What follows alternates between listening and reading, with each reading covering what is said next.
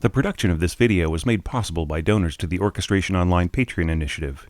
Please consider adding your support to the creation of free educational internet resources by visiting our Patreon page linked below.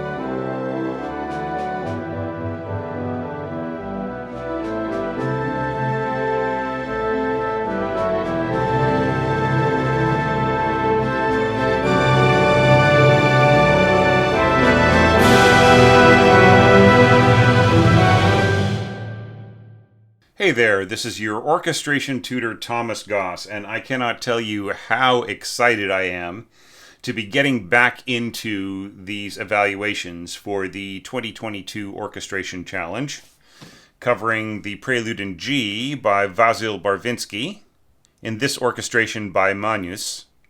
So, yeah, I'm just going to jump right into it without any introductory remarks. But just to say that it's so exciting to be doing this after having to take some time off to take care of like those lectures by Berlioz and some other things that I'll talk about a little bit more as we get into December. So yeah, so here we are with that beautiful orchestration that you just heard. Now, did you notice that with this playback, this mock-up by Note Performer, that the clarinets were really shouting over the flutes, right? The overtones are really very strong. Now, this is something that in a live situation probably wouldn't happen. Like, you know, it's almost textbook by now. You know, we've seen a bunch of different approaches, right? And this one with English horn and flute in octaves with the clarinets below, you know, that is one that should work. And we've seen other mock-ups in which it worked fine. For some reason with this one, the clarinets just felt a little out front with their overtones.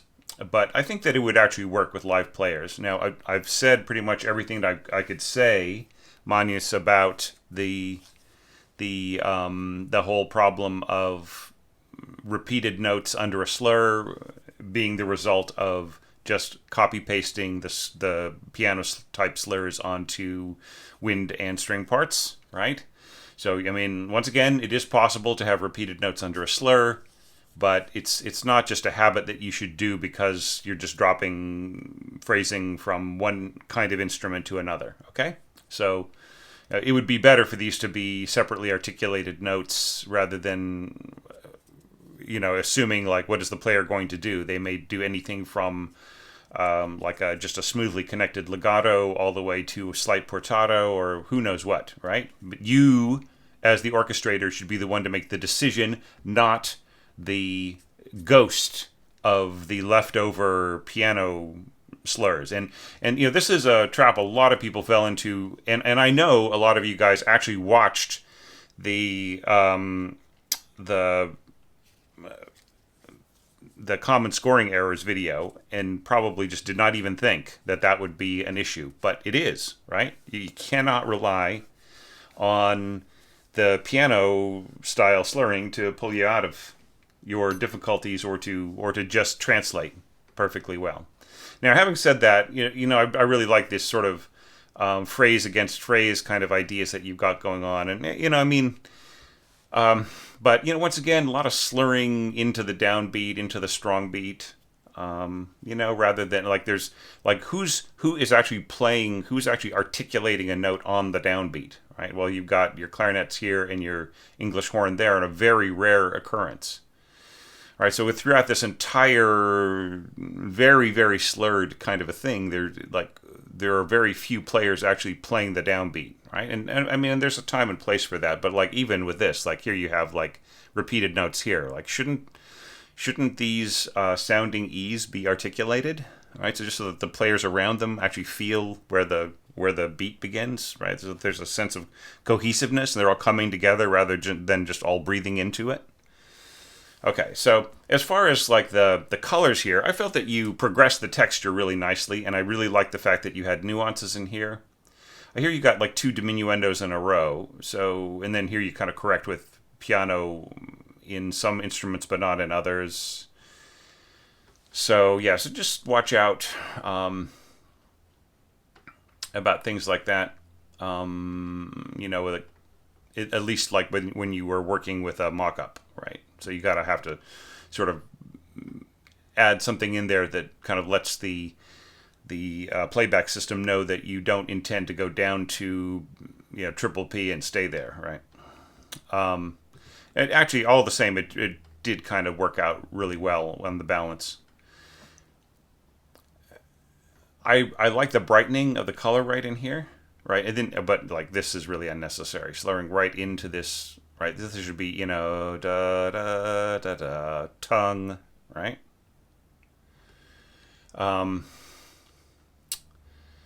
Yeah, but I mean, so far I don't really see any big issues until we get into here, and there is like a bit of a problem, kind of overall. If I were to say like, what is the overall problem with this? Is possibly like too much weight in the bass, right? It like this is a just kind of a beautiful sort of slice of life prelude. Like, what is a prelude really? It's just I mean, in the old sense, it was an introductory piece to another piece, and there has been some talk about whether or not Chopin was planning for his set of preludes to be played like if you would take a more serious piece of his in C sharp, and then you would take the C sharp prelude and you would play that before the more serious piece, right? But like it's played as a set, and when the Chopin prelude started being played as a set, the idea of a piece being a prelude, right, in and of itself, not really introducing anything and having that quality of introducing something, introducing an idea, introducing a flavor, being a slice, just a sort of a slice of the composer's thoughts or feelings, that became more prominent. Okay, so what makes that whole essence here very, very charming in the Barvinsky is the real lightness and kind of floatingness. So I feel like when you are adding like contrabassoon and you have like this walking down G here to the E, I feel it just really makes things heavy, right? And I like this roll in here, but I feel that the glissando was like too abrupt. It was just sort of like bring, couldn't it have been just like this beautiful kind of almost whispering bring, kind of a slower glissando, covering more room and taking more time and playing more, like being less of just an ornament to the timpani and being more of a partner, right? I felt that could have been something that was more prominent in there, and then here this is really unnecessary.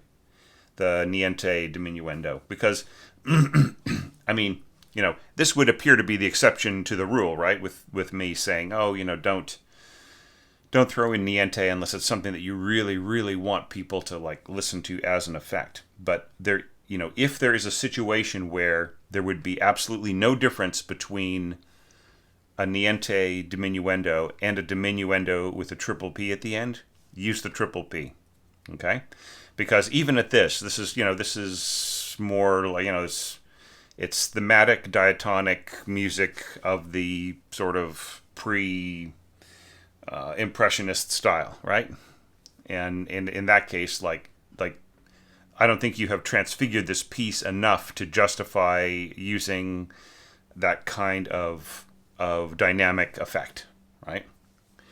If this were a theater piece or a piece of cinematic music, that would be another thing, right? But here, I think you can just you'll get exactly the same thing if you put a pianissimo at the end of a regular diminuendo mark. So you might as well do that. All right.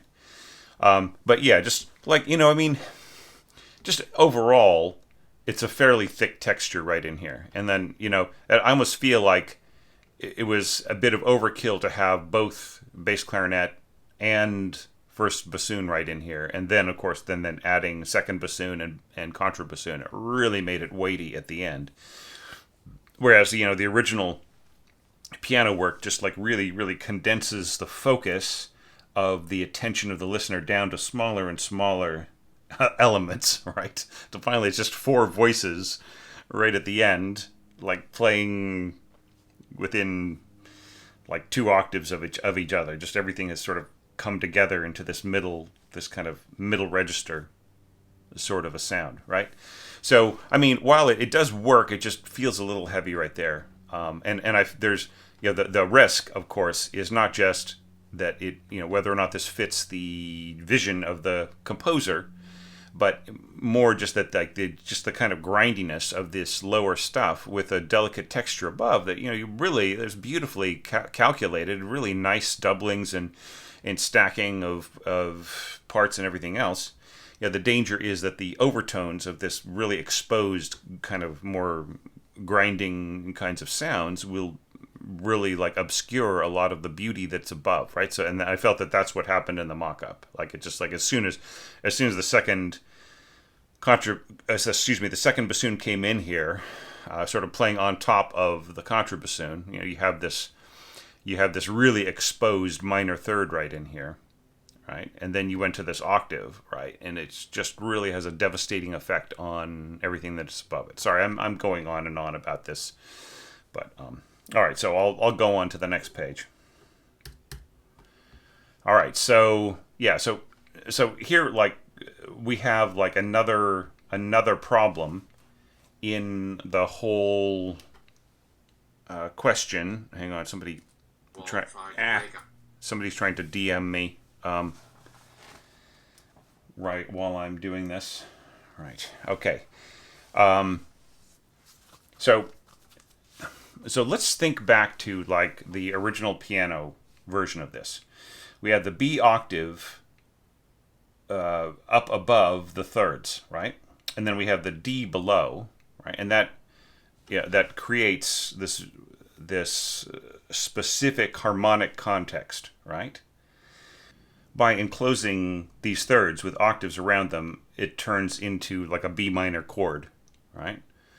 Which is not really the intention of the composer, right? So like the notes above are not roots, they are sixths, right? So this would be like instead of like the root B, right? With this being like a mediant of the B, this is actually like the 6 of G, right? Which is in a 6/4 position, right? So I mean, I don't know, I don't like getting into all this technical stuff.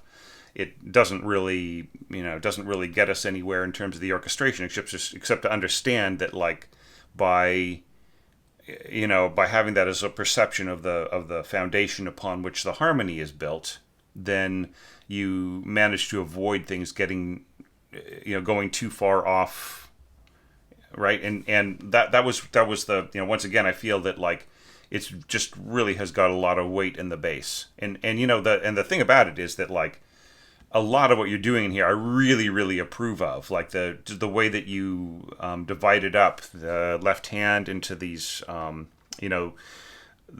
treatment of the left hand patterns, I thought was just really, really beautiful, right? It's just a question of like, what are the functions here of these bass notes, right? I felt got sort of like off track. So I think you could actually just take this entire arrangement and take your second bassoon, contrabassoon, double bass, right? And you could, like, thinking about what I said about treating these melody notes as, harmonically as an added sixth to whichever chord, is actually being played. Like in this case, like it's a D major chord, right? With a sixth added, and this is a G chord with a E added, right? So it's a real impressionist kind of a voicing. So it just really kind of shows that Barvinsky was not living in a vacuum at the edge of civilization. He was aware of Debussy and just really late period Liszt, and who knows, he might have had access to like very, very modern things for that time, like Schoenberg or whatever, right? But he was trying to interpret that new color in 1908 into his works. So I would just say that that's like everything else is kind of like if you take away the enclosure, right? If you were to drop this down, then suddenly these turn into sixes and they don't turn into like a root B minor, right? Which turns this into like the mediant, right? This is why the harmony sort of feels weird. But as far as like everything is concerned in terms of the scoring, like aside from it being a little heavy in the bass, I think that it's a really beautiful interpretation, right? I would just like drop these thirds down, right? It's like maybe the clarinets could be those lower thirds, or you could take the violins up an octave, or the first violin and the flute and piccolo and so on, and just have it expressed higher. It's just a little hard to change things too much because of the registers of the instruments. But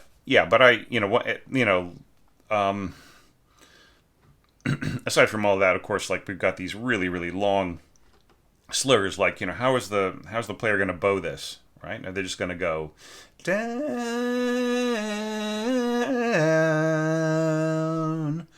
up, down, up, down? Right? Do you see the problem? All right, so you just really have to think about like what is the, so you could shorten this. So you could have like down, up, right? Or you could have down, up. So just to have a thought about how the players like have got to deal with this stuff. I'm sure that like if this were given to a concert master, they would probably chop these long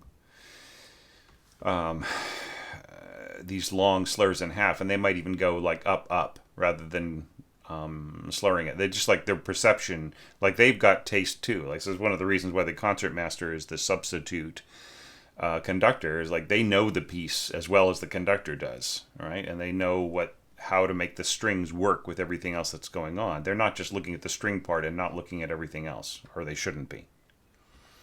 Anyways, so this is nice. So I would say I don't think you really need A2 here, because there's like no need to really thicken it so much until like things start to get a little stronger, I would say. I think like you get a beautiful lighter sound, But I mean, I just really, really like just like the little da da da, the timpani in here. It's got that little bounce to it. The snare going, there's a slight, slight awareness kind of like there of like maybe a kind of a acknowledgement of where Ukraine is at right now, in terms of like dealing with their conflicts. And I like this build too. I think this is really well done.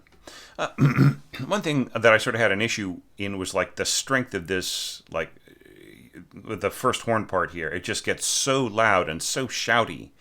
It's really shouting over the other instruments here, right? That like this is really beautifully scored here in the upper winds, but our attention is being diverted just to this real, sounding written B, sounding E, is going to be very penetrating, and you can hear it in the mock-up, right? The mock-up is pulling no punches. It is, it's telling you like, how it is.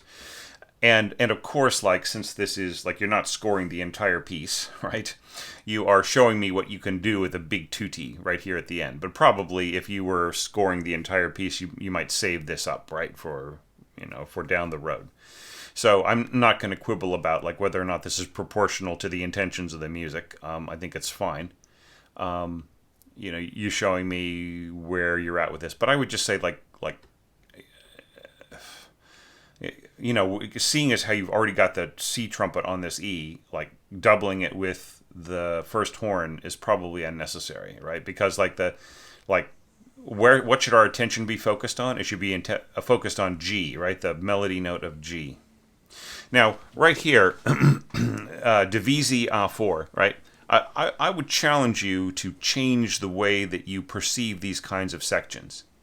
If you have winds, and the winds are stating a harmony, then it is just so easy for you to use the oldest trick in the book and let the horns and the brass, or the heavy brass and the winds and so on, let them play the harmony, and let the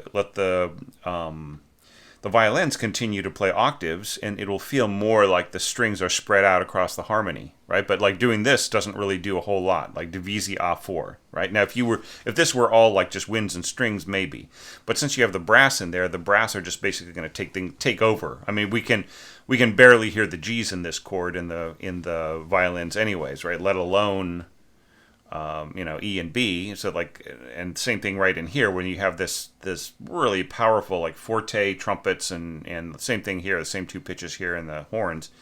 The strings have just got no chance, right? So dividing them up into four pitches doesn't necessarily make it a stronger score. But then just looking at all of this other stuff, it's just so well done. I would just say just really be careful of what you're putting at the bottom of your score in terms of what the harmony is. Just really watch out, especially with with orchestrating, interpreting this style of music. That really think about what the harmonic voicing means, right, before you change it around. Now maybe I'm just talking into the wind here, and you totally knew what you were changing in terms of harmony, and and it was all cool with you. And if that's fine, if that's where you're coming from, that's totally fine. I understand. I empathize. Because I do that from time to time as well. Apologies for the sound of the string trimmer. This is a Sunday afternoon, late afternoon, here in beautiful New Zealand, which is actually Saturday over in most of the rest of the world. But anyway, somebody is trimming the verge. So just watch out. Just really, analyze the chord when you've got something like this, and it'll make the motion, like the beautiful reinterpretation of the left-hand patterns that you have done so strongly, and this sort of this just lovely kind of rhythmic pattern going on. It'll make that stronger too because it'll be in the right context, right? So now here. This is sort of the reverse. There's one last thing before I ring off, and that is, if you intend this to be a C higher, then you don't need this, right? You don't need these little notes. If you're saying, oh, I would really like it if you played the low C if you've got it, then that should be the note that is full sized, and it should be the note that you. That is optional if they don't have the low C. That should be the mini note, right? But reversing them kind of doesn't make any sense because throwing this in is sort of it's almost like saying, well, if you can't play this note, then you'll have to play the mini note thing, right? So it's sort of the reverse of what all right. So, and then, here we have this big crash snare drum. I think it works pretty well.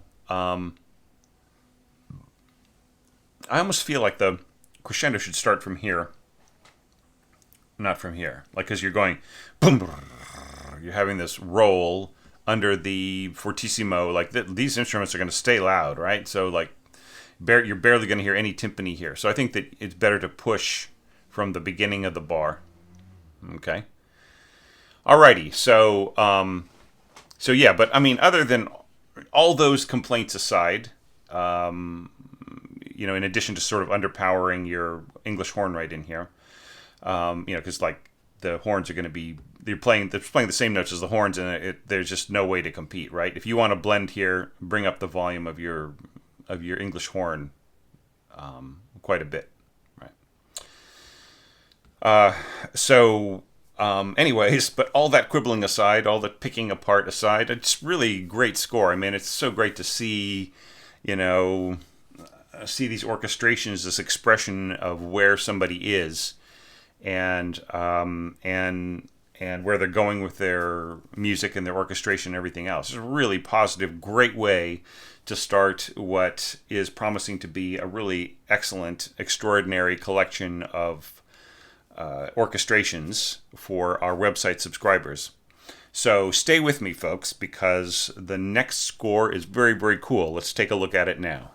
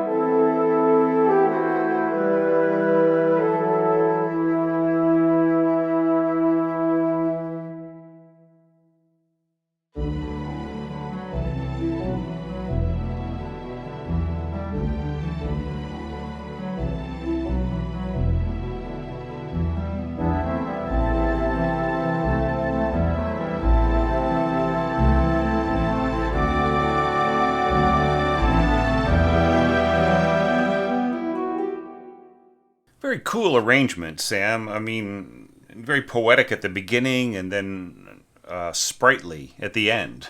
Right? There's a lot to unpack there, but let's just start here on this first page and talk about sort of a discussion of kind of the realities. Now, when you were orchestrating this, like, were you just putting the notes on the screen or on the, in Sibelius, and not checking the mock-up? Right? It's just like the question. Because, I mean, as you probably can hear, like you say, with the horns, here with the alto flute, there really is, like, almost no, like, there's no alto flute in here, right? And then, because the horns are just, even with both of them marked, piano, they just really shout out the alto flute. And then here, you're bringing in the lower reeds, and that's great. But, like, still, right? The horns are still so much more powerful. And then here, when you're, like, you kind of cut out higher voices with the horns, and we start to hear the winds a little bit. You can hear the flute on top, first flute on top, and maybe a little bit of the alto flute and English horn and so on. But it really, the horns are just so dominating right in here. And then this is all not just beautifully scored. And then, like, back to the horns, which are just huge, right? All right, and then, like, with the mock-up here, you got, like, a hidden diminuendo hairpin. But there's, like, nothing, there's no, like, and here's a crescendo hairpin here, but then you have two crescendos in a row. Maybe this is a copy-paste error or some other kind of thing. I don't know.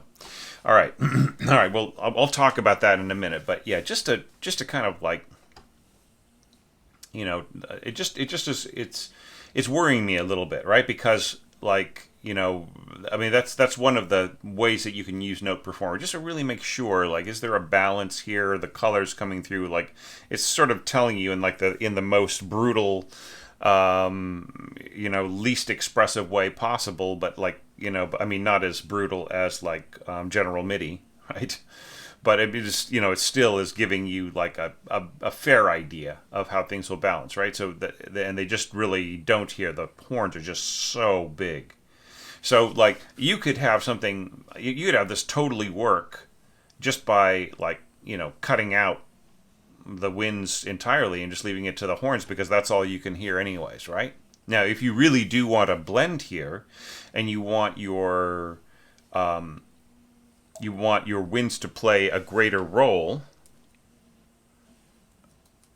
then you still are up against the problem that the alto flute is one of the most delicate instruments in the world. So even if you drop your horns down to like pianissimo or even triple P, like they'd have to get down to really, really soft for the alto flute to really have a role there, right? So if you wanted that kind of cooler sort of a sound at the beginning, you'd be better off with clarinet, I would say. I mean, or maybe this could be strings or something, but like very soft strings, because the alto flute is, it has to be babied. It is the chiffon tissue paper dynamic instrument of the orchestra, alongside celesta and harp and, actually instruments that sound good together in a chamber setting.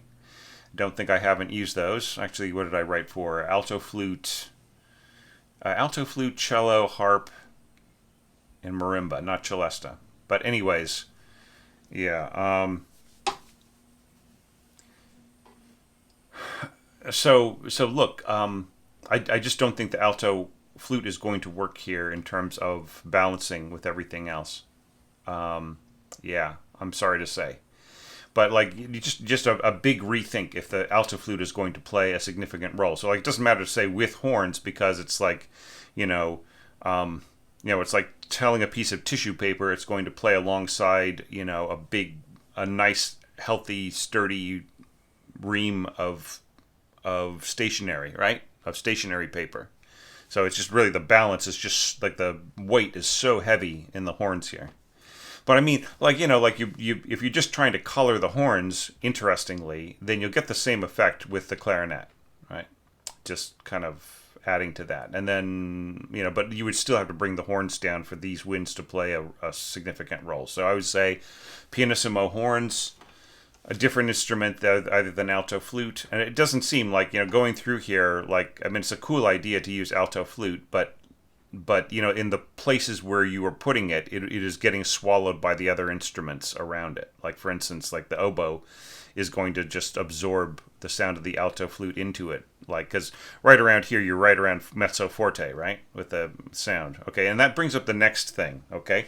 And that is, like, it's not just reusing slurring from the piano part, which you didn't do so much, but you still ended up like, I guess this is meant to be portato, but maybe you could also put a tenuto mark at the beginning too if you wanted, just to really make it like a really clear.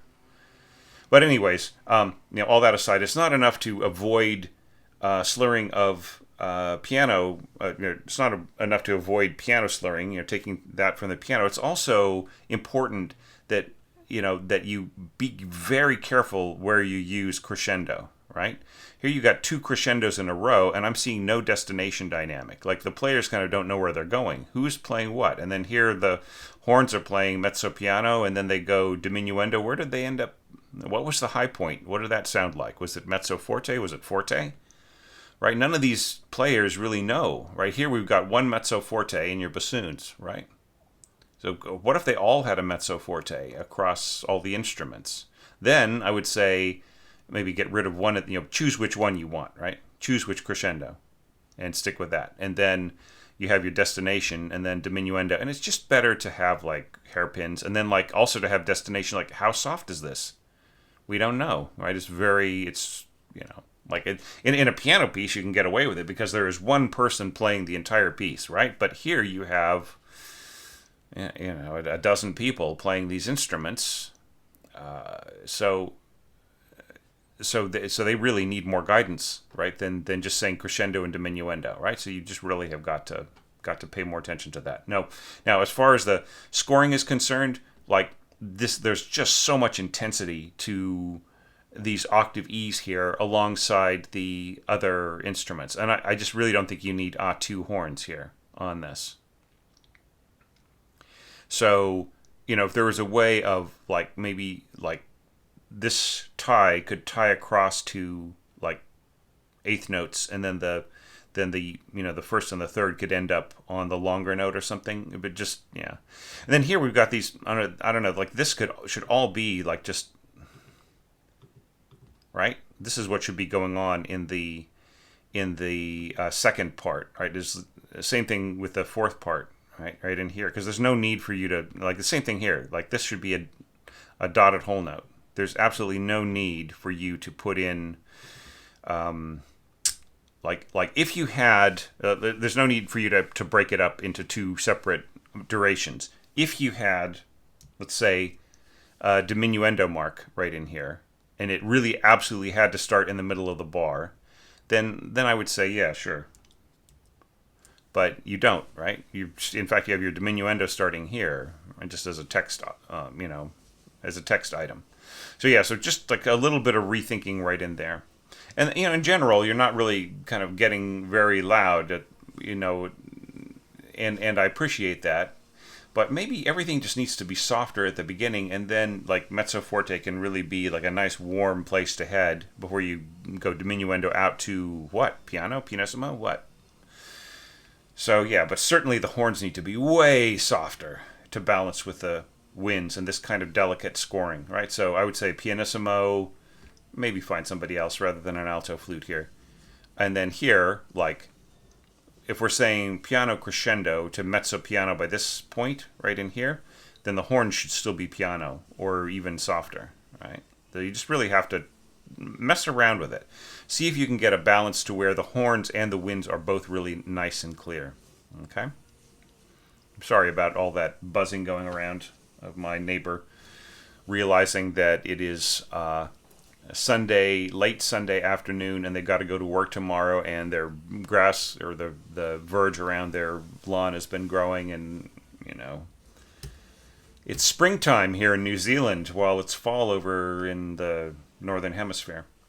All right, so here we go. All right, so we have harp, and here you're saying a tempo più mosso, right? And yeah, so just it really felt fast, right in here, just and that's cool. Like that's just a decision. It felt very sprightly, like I was saying. Now I think that like we've got a situation here where the bass clarinet is playing some pitches like an octave higher than the harp, and then it's coming in like and there was like really like look at how your harp is playing all of the pitches that are part of the middle voice, right? But the bass clarinet is just going rest da da.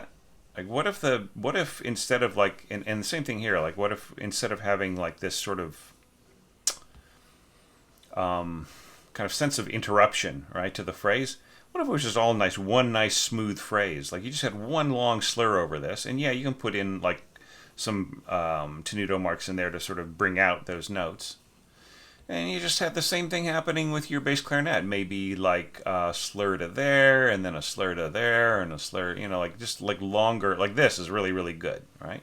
So there's really no need for you to interrupt here. Like this note here is part of the bass clarinet part. It's it's part. The middle voice note is part of the beautiful stream, the beautiful flow of notes, right? And then this, it would be nice if this connected, right? If like maybe these notes like were to dovetail into this in the clarinets, right? Rather than just going do da da da da da da da da da, right? There's like the gap between here is not smooth because there's nothing connecting this to the middle voice. Remember I talked about the middle voice in the Pitfalls video? Did you watch it? All right? Okay, so all right. Anyways, not to scold or anything, but yeah, so it's just like a question of like how much of this reasonably will be heard. I would say the harp, like if the harp were higher, right? An octave higher or something like that. It like just all of the stuff in the basement, which is the register of the left hand in the piano, it works great for the piano, but not so well for the harp when the harp has got to play, against this bigger cushion of sound, right? So that really, like, as things start to get stronger, poco crescendo to mezzo forte here, the harp just starts getting swallowed more and more into everybody else, especially when you are adding A2 bassoons.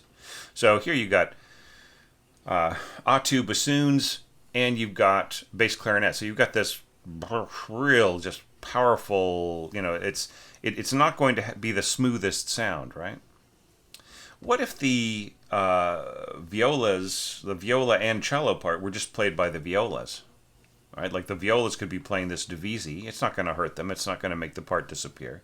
And the cellos played more of a role right in here to sort of smooth out this, rather so that it isn't just sort of like these reed instruments kind of buzzing away in the bass.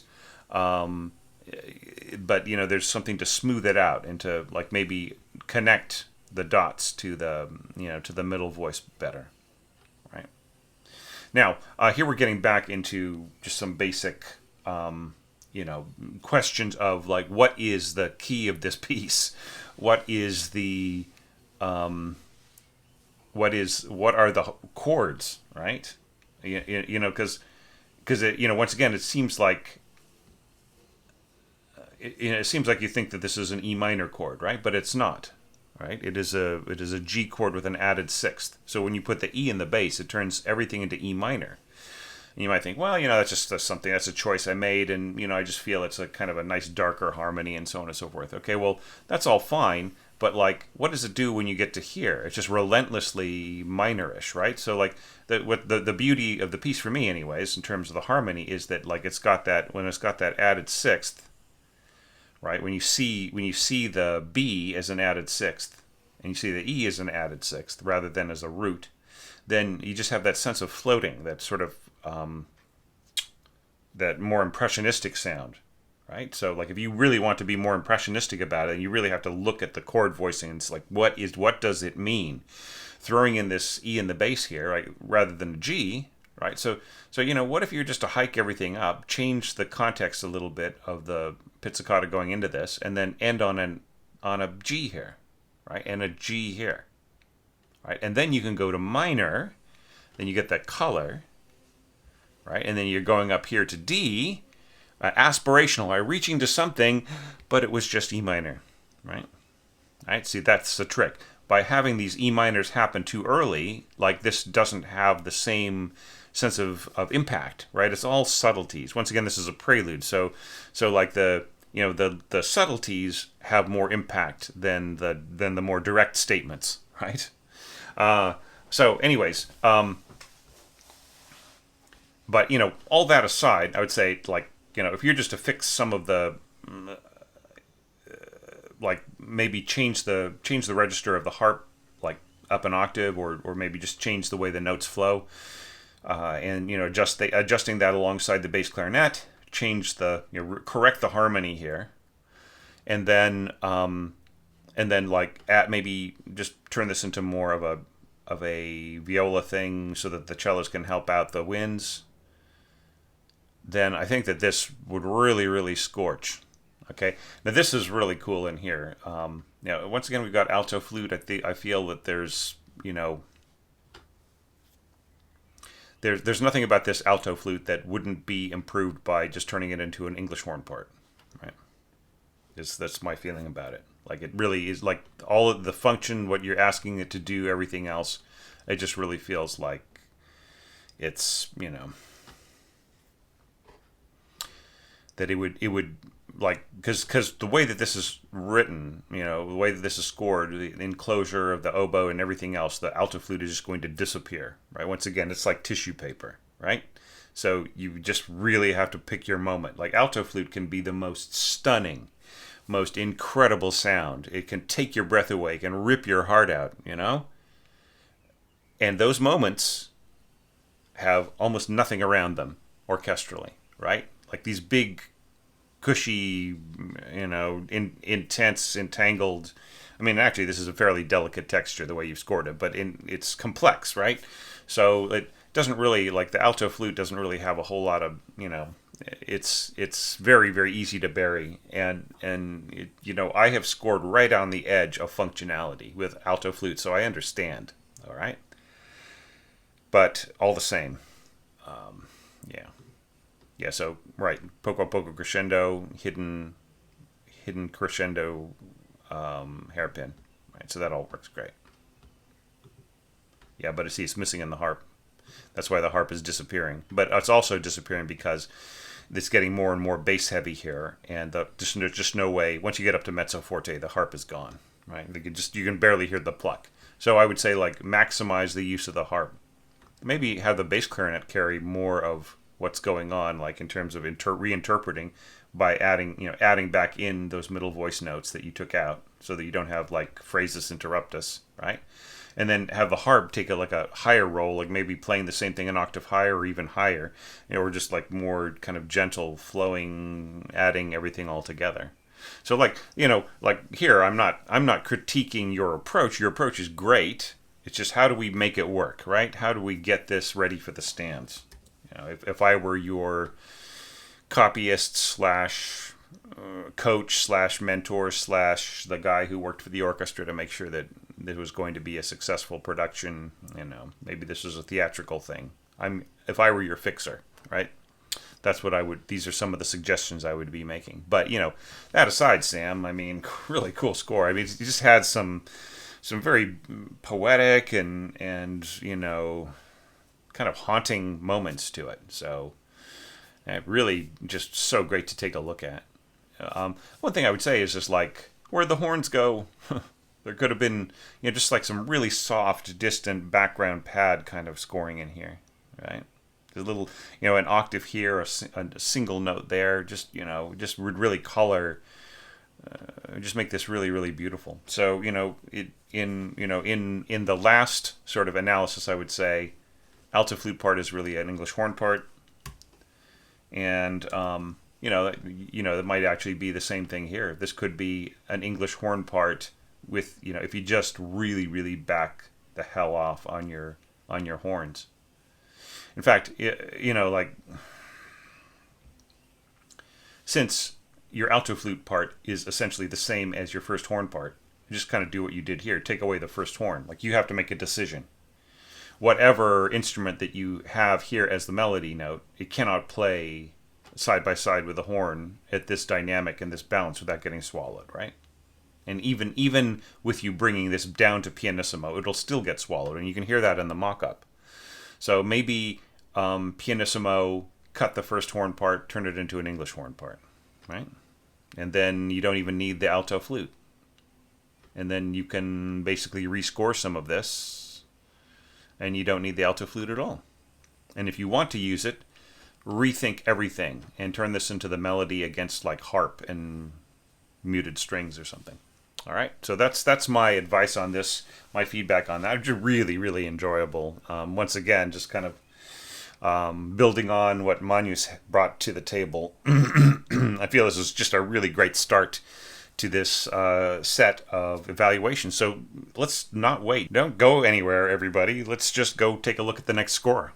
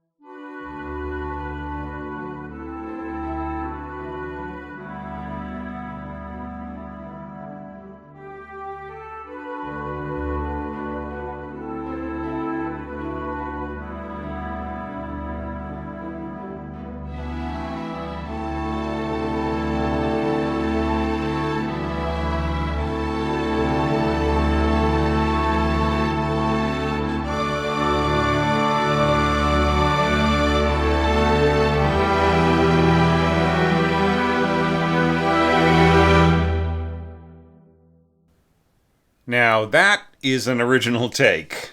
Really good work, Marcus. Just, good on you for coming up with something that really has its own, is absolutely its own sound.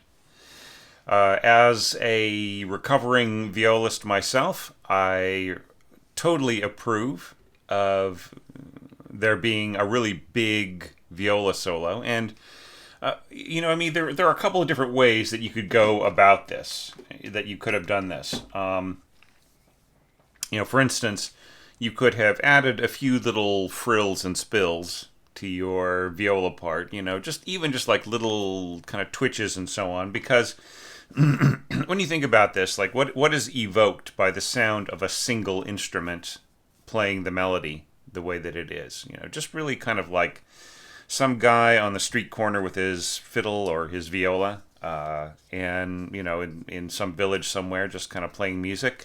So everybody in the village has heard everything that guy has ever played, like a million times. So that person is going to have to think of new ways to be exciting, right?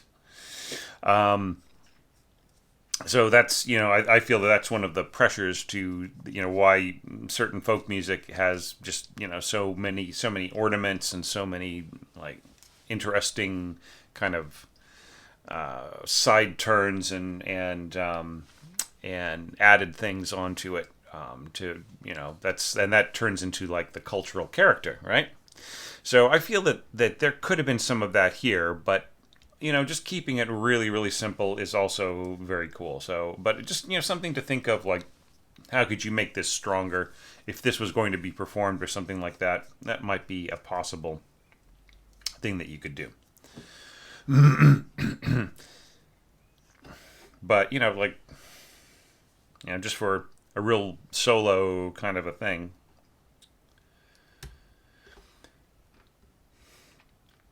and this is all really nice. Like you have this, you're hanging on this one note, and I think that this could have held on even longer and then faded away, into what was going on with the other instruments. And I don't really see any reason for the rest of the violas to drop out before the other instruments. This is cool. This really soft horn note. And okay, so notice we were just talking about balance of the horn, right? So here you balance the horn by starting at pianissimo, diminuendo to what, right? You should mark your destination dynamic here. So I would say triple P on the horns, and then pianissimo on the strings.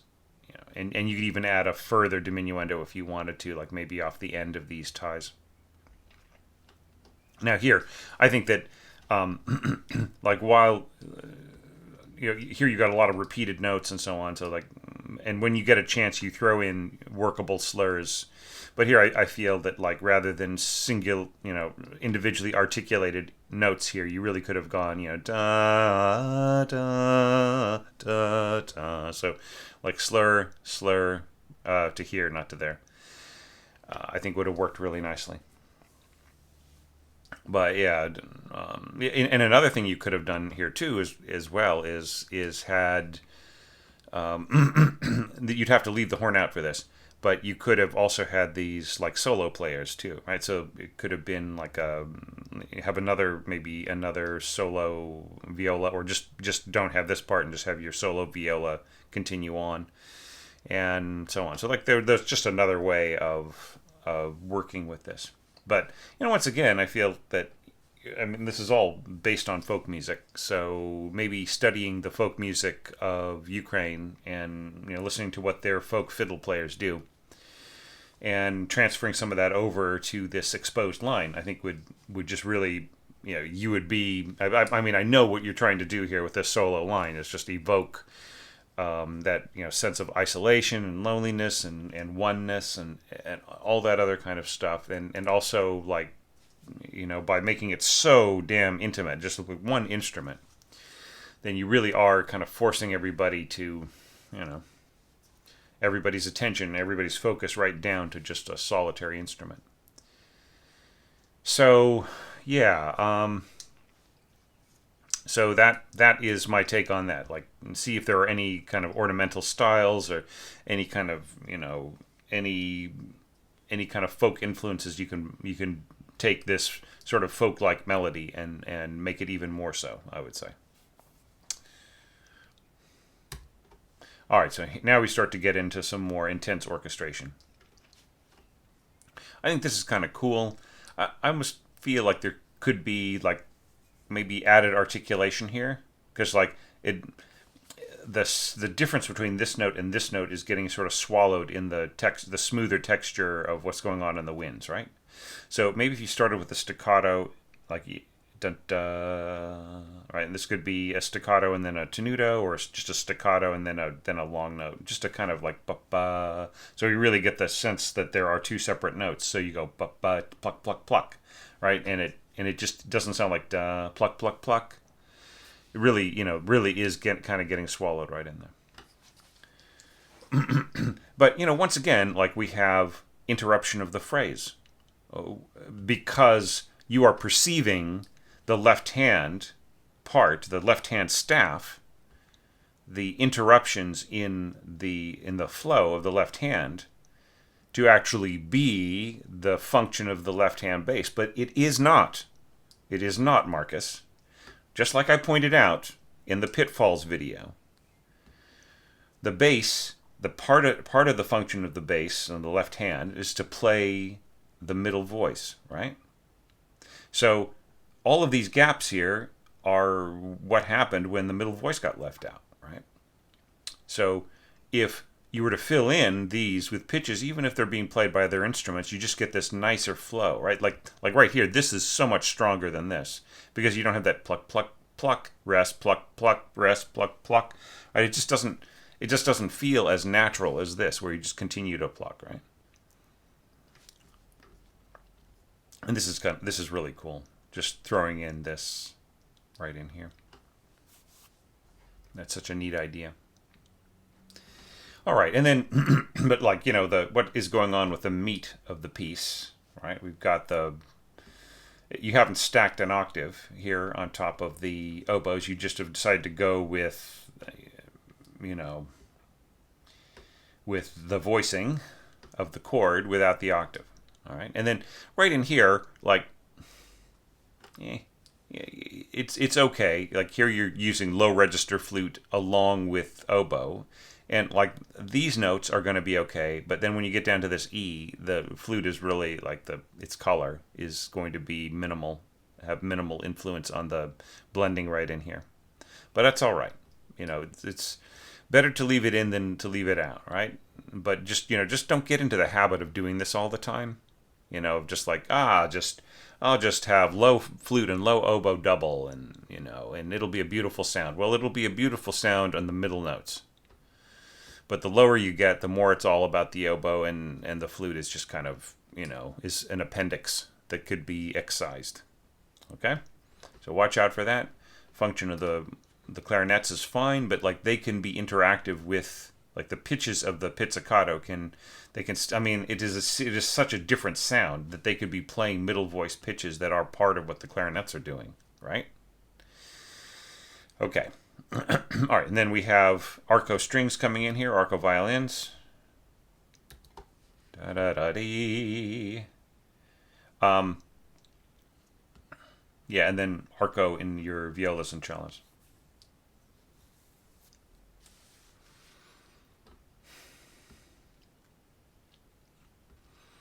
Yeah, and even in here, I feel like you could have dovetailed into the clarinets, or you could have doubled the clarinets, right? Just so that like the flow of the interpretation of the left hand patterns isn't just like it isn't a situation where you saw the left hand part hanging below there's three staves, right? So you saw the left hand part and you just turned that into strings, and then like there was this gap where the left hand goes over and reaches these, and then you gave that to the clarinets, right? So like you have to get away from that thinking. Look at what is the overall phrase doing in the music, right? Use your ears on listening to, what was being played by Violina Petruchenko, right? So she makes this all flow in this one beautiful statement, You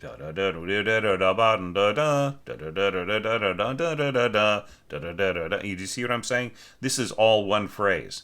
So you should connect them somehow, or double them, or some other kind of way to sort of bring it all together to make it nice and flowing. Now, having said that, I approve of your smaller slurs and everything else in here. And this is really cool, the way that you sort of turn on the juice here at the end. And of course, like if you were interpreting this entire piece, you might not go up to forte, right? You might be crescendo to like maybe mezzo forte, or like you might be pulling your punches a little bit because you don't want to throw away the big moment too soon, right? But in this case, it doesn't matter because you just orchestrating the first end of the piece, and you're showing me what you can do with a tutti, with a limited ensemble, and it sounds great. Now, one last little thing here is that the trombone part, and I feel this is very cool scoring, but I wouldn't bring my trombone all the way up to a forte here, right? Because like you can hear even in the mock-up, which it's good enough.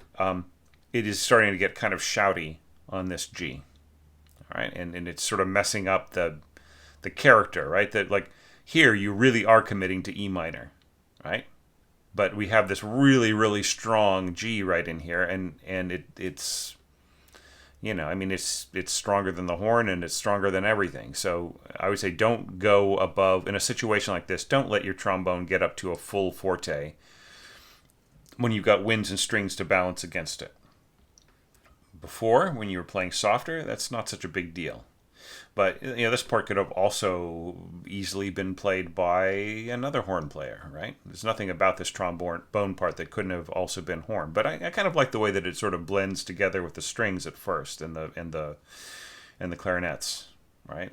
I think that's it's an interesting quality of tone. But yeah, just don't count on this. I mean, the horn itself is also going to be a little shouty, right?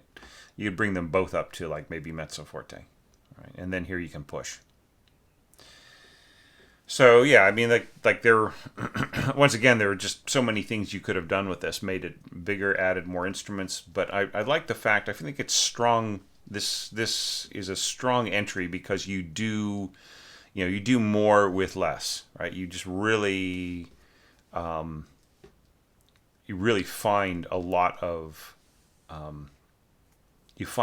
charm and a lot of effectiveness in simplicity, in directness, right? So that would be my take on it. I think other people will have like some other thoughts about it. Whether certain things could have been doubled, like maybe like you were doubling, just to jump up here. So you were doubling flute and oboe here, right? With the oboe obviously being the stronger partner. But here, like, you could have doubled flute with the violin here and gotten this beautiful radiant color, right? Flute above, oboe below, right? Lots of different things that could have happened in here. You could have had like 4 horns, right? So this could have been the 4th horn part, and the horns could have had like a kind of a radiant background. You could have had lower wind support on this. You don't have any bassoons right in here, so like the bassoons could be contributing, or bass clarinet as we saw before. So there are ways of making this a richer color with some doubling and some some harmonic pads and some other strategies. But there's a certain charm to, once again, the simplicity of it, the directness of it, just really making more with less, right? So I feel that this is one of the stronger entries in terms of that approach. So like, really great work, Marcus. And once again, I've been spending some time doing some orchestrations there's going to be a massive performance in less than a month. And I'm just finishing up a huge project, and I had to finish up those lectures, and I'm getting back to this, so I'm just juggling a bunch of things. But anyways, back to the music, just think this was a really strong entry, and really looking forward to seeing what you guys think about the next entry. So let's go take a look at it now.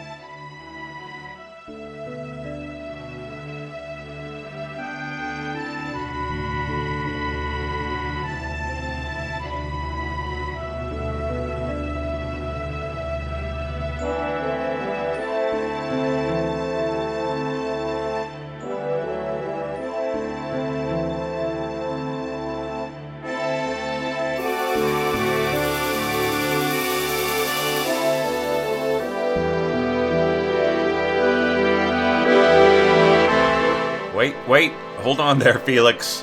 Let's just stop right here at the end of this page and analyze what you scored just for the beginning, the part that is covered by the parameters of the website subscriber evaluations. Now, you went ahead and you orchestrated the whole piece, and such a monumental effort. I think it really deserved to have to be analyzed, say, as a dotted brev or longa sort of evaluation. But I understand, if resources are limited or if you're just not, particularly in that space right now, it's totally fine.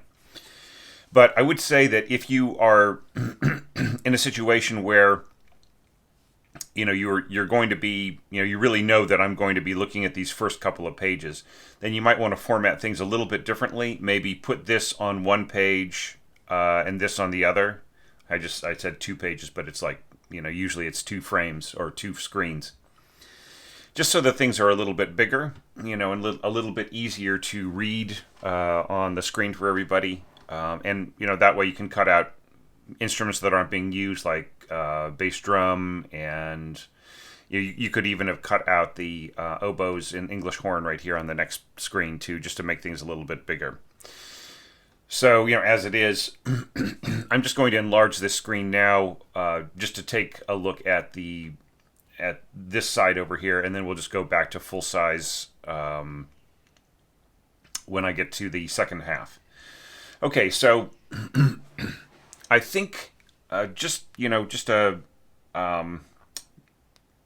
observation. I think that you may have gotten some wrong pitches in here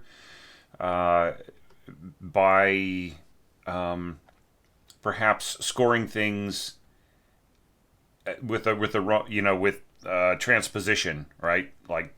And not getting the transposition quite right, so what I would suggest that you do is to score everything in C to start off with, if you're new to this, and then hit the transposition button in your software, or transpose it back to the transpose pitch, and then it'll be easier to read. This actually happened a couple of times in the last challenge, and I think it's also, from the scores I reviewed, it's going to happen again a couple more times. But yeah, just really score if you're not used to transposition, scoring and transposition, score everything in C first and then transpose it, right?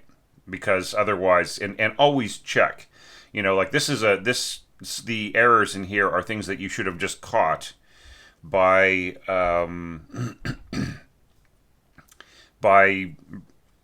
audio proofing, right? That's what the mock-up is really for, more than it is to sort of give you a sense of gratification, right? To think, listen to what the playback sounds like, I'm such a genius, right? That's not really what it's for. It's to catch little errors, right? So now maybe you came up with like a different way of harmonizing this, but I mean, it doesn't quite work. I would say even with like a kind of an altered or extended harmony, it really feels more like just an error.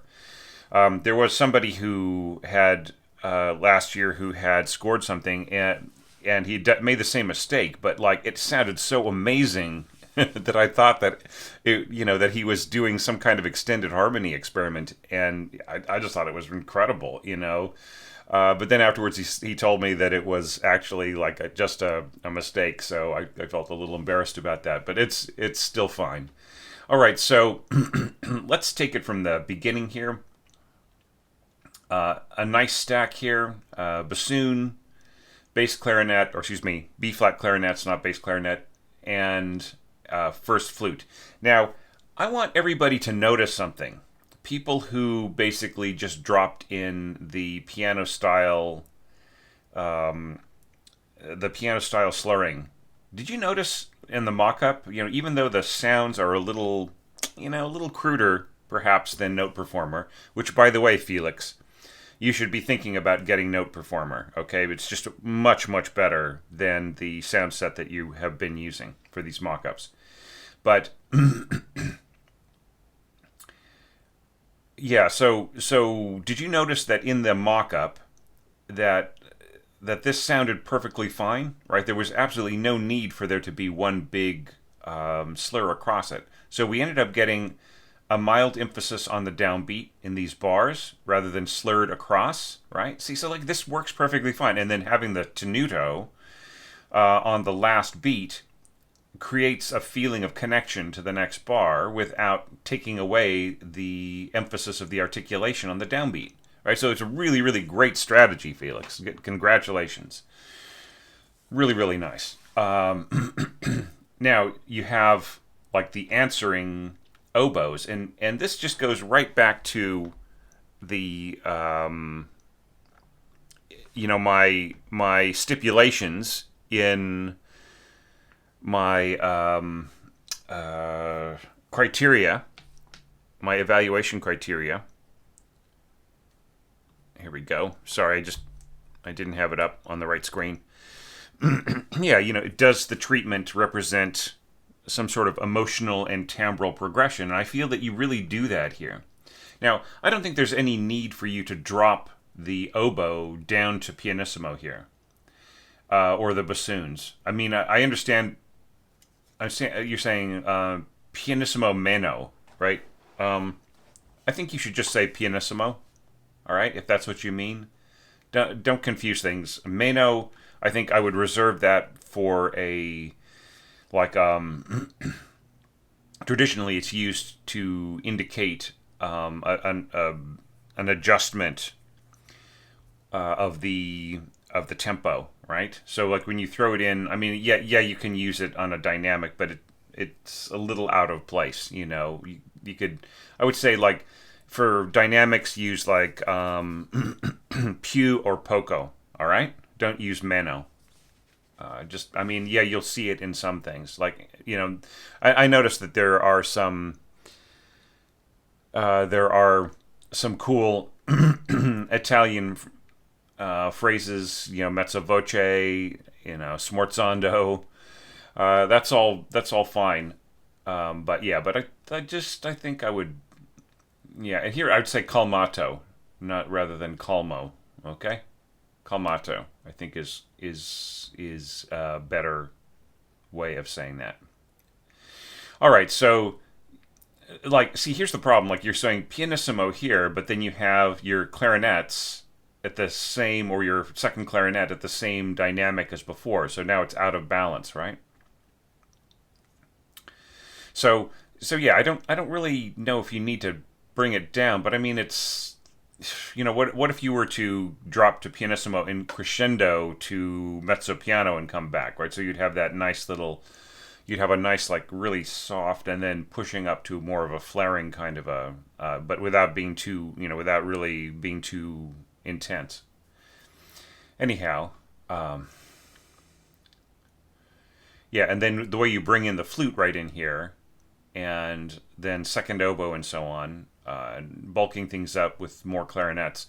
I think that's really lovely. It's it's just really a shame that the mock-up, the sound set you use for the mock-up is, please don't take this personally, but I felt there's a little crude. There's a little, there's something about it that is kind of charmingly like it has a nice chamber music feel to it, but like orchestrally, I just felt it was, it kind of said everything really obviously, and it didn't really balance the texture very well, right? So look into Note Performer. It's really cheap, and it's much more realistic.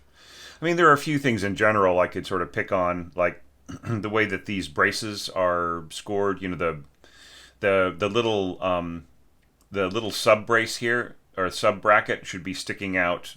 So we've got I said brace, I should have said bracket. So this big bracket should be up against the start bar line, and then the sub bracket should be coming out on the other side of it. Okay. So it's just really, it's kind of reversed. So there are a few little confusing things, but anyway, it could just be the application you're using. Now we're continuing on, clarinets, bassoons, and then here you have horns come in. Okay, and the way that this is scored, see, here's a situation where I don't think you would need to have the horn be like 1 degree softer, just because you have a single voice here, You have it in a lower register, not a lower register, but you have it in the lower part of the staff. And it's scored in such a way that it doesn't really interfere too much with the rest of the texture or the rest of the balance of everything else that's going on, right? And you also don't have any crescendo marked on it. So that all will help to control it. And the players will get this right as well. You don't have to constantly be adjusting things. Yeah, now right in here, like we could obviously hear some wrong notes, and I'm not going to go into the harmony. I just don't have time to do it. Which it would take away from me giving you advice about scoring. Okay. Yeah. So here you come back to this right in here, and you say smorzando, right? But you don't give us a destination dynamic except for right here in your third bassoon. Now, shouldn't you be telling us where everybody is headed? I would put pianissimo after the ends of all of these diminuendos. This is a little too long, but yeah, pianissimo. Here, these could just be diminuendo to piano, but like just really by the time you get to the end here, you have to tell these players how soft you want it. Everybody has to know, right? The exact same dynamic. So it's just really, there's a lot. If you brought this score to me and it was going to be performed next month and you wanted me to coach you on it, then we would have a lot of work to do on the way this works. By the way, right in here, I would say try to have your slur from the end of the stem rather than from the note head. Okay, so the slur should go from the bottom of this stem and the top of this stem. And it just is a lot cleaner looking. This just looks a little weird to me. I mean, look at these slurs here, right? Like this slur looks perfectly fine because the slur is from the bottom of the stem, and then this slur here is going from the note head, and it just looks really weird. It looks really awkward.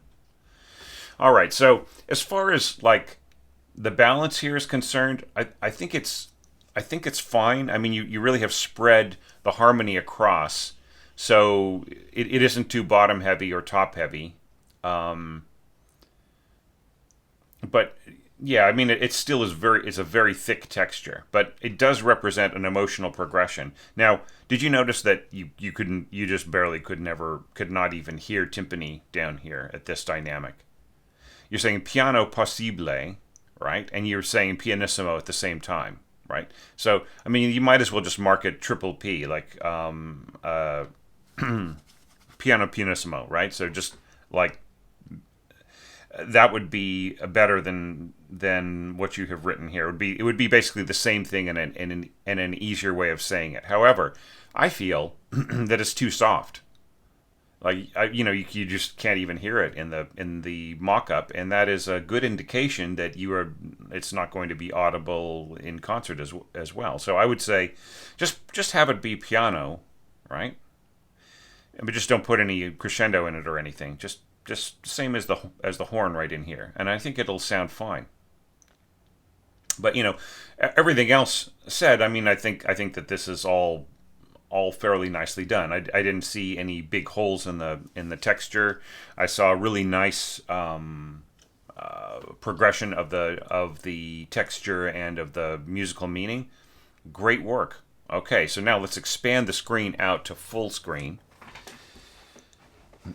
and look at the rest of what's going on in here. Now, just some notation things. You need a slur to tell the players how long their bow is going to be. Like, you could slur the entire bar if you wanted this to all be under one bow, or you could maybe slur each group, right? Or maybe you could slur the half bar, so slur across here and then slur across there. Okay, but don't just do this, all right? Please, just avoid this kind of stuff. A fingered tremolo, not a measured tremolo. A fingered tremolo with no slur, right? I mean, because what you're telling the player to do is to go back, forth, back, forth, back, forth with the bow. So literally what you're asking the player to go is go da da da da da da da da da da with their bow, right? Rather than which is I think what you mean, right? Now, if you really did intend to have this kind of thing, what I would do is I would write out one beam group if you intended it to not be slurred, I would write out one beam group and I would write détaché after the dynamic mark, and then you can leave out the slurs. But I think you did intend this to be slurred. So yeah, just watch out for things like that. This is a really cool idea, and the F sharp going down to the D, and here the D going up to the F sharp. Gives it.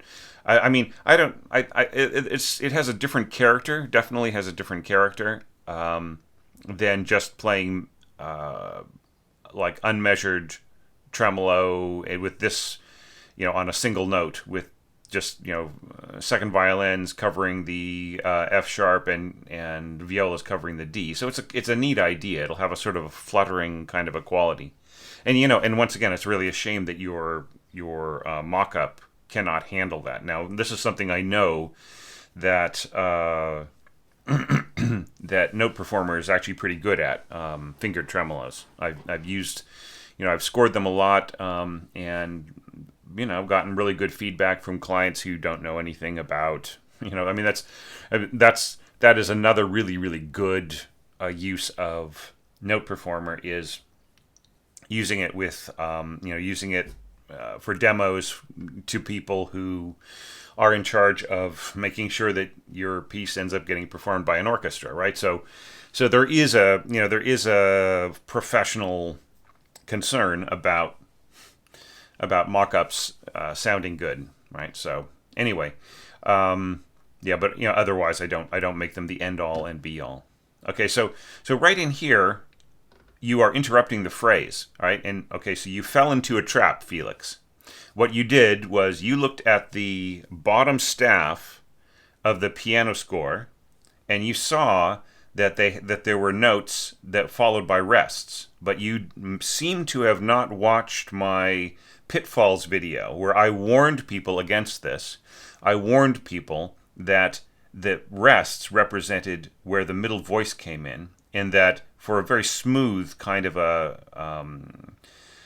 transcription of the left hand, you would have to include some of those pitches in that middle voice. So for instance, C sharp or E right in here, filling in this rest, right? Or perhaps D right in here, filling in this rest. So if those pitches were restored, then you would have this beautiful feeling of smoothness, rest, ba ba ba dee dee dee dee dee dee, right? As opposed to rest, da da da da da, rest, da da, rest, da da. You see the difference there? It just, like the rests really make the phrase feel very interrupted. And then here you sort of compound it by putting in staccatos, right? Which I don't feel really necessarily adds a whole lot. I think you would be better off to fill in some of those pitches and to have a smoother, just a smoother line in there that really explored the wonderful sense of accompaniment in there and got it away from feeling like just a transcription of a piano part. Now, right in here, you do incorporate the middle voice beautifully, right? So it just makes me feel like, then why is it not included in other places, right? So I feel like you may have fallen into a trap by just transcribing the bottom staff almost literally in some of these bars, right? So just watch out for things like that when you are orchestrating a piano score. Just really think about, what is the line doing, right? Violina Petrochenko, as I pointed out in that video, she is showing us the smoothness of the line and how it intertwines between the functions, right? So that's something that we have to think about including. Now here, you have an interesting balance. You've got pianissimo, fingered tremolo. You got this pianissimo lower note in here. Then you have piano in the harp, piano in the cellos. So in other words, you're trying to bring out this sense of continuing line, and then you have got just a single note of melody above, without the octave. Okay, so that's that's all fine. Okay, so here we've got another, so incalzando. So this really seems like you are, like, very influenced by Tchaikovsky and so on, who used some of these, So what I would say, just some of these, and once again we have Dolce and Meno. Okay, Dolce is fine. Meno, I would say just make these things these markings very, very obvious in the way, make the dynamic markings speak for you. You do not have to write in calzando. All right. So just like this is fine, piano graciosa, but like, here you're saying, con calore, right? So I think it's getting a bit too much. All right. So just ease off on that. Just show everybody what you mean, but with very, very clear dynamic markings, and tempo markings if they are part of it. All right. Just I would say back away from some of the poetic language. Just really focus in on the quality of the timbre and the direction of the music and so on.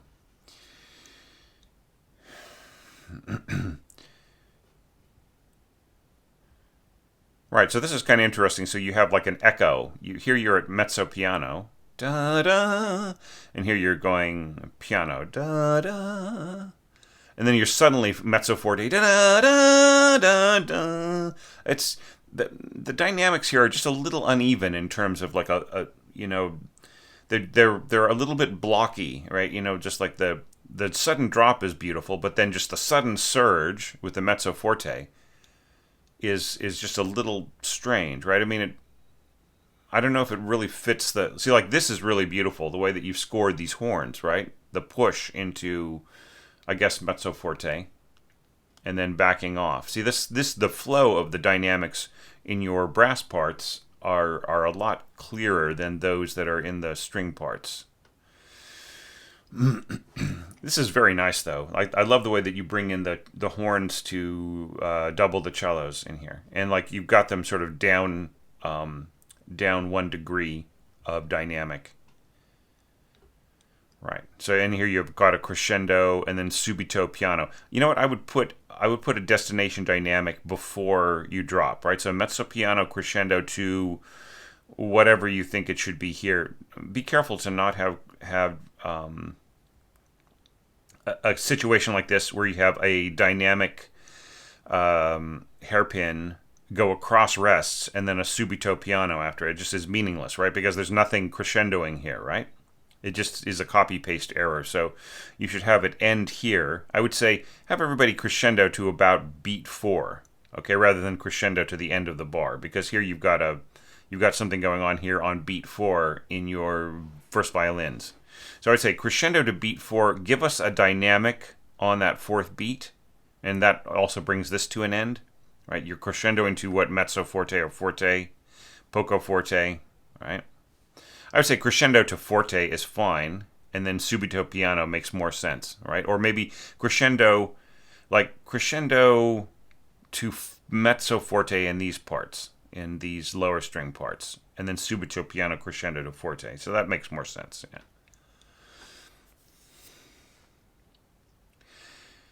Yeah, about the only thing that I would worry about so much with this is that, you're getting so heavy in the middle voice, adding the bassoons and so on, that this sort of quavering, whispering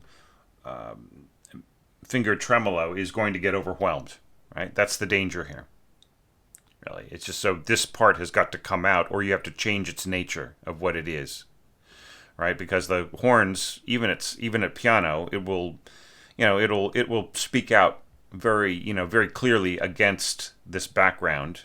And start to blot it out. But then here, when you put on the crescendo here, and then especially this crescendo to forte, that's gone.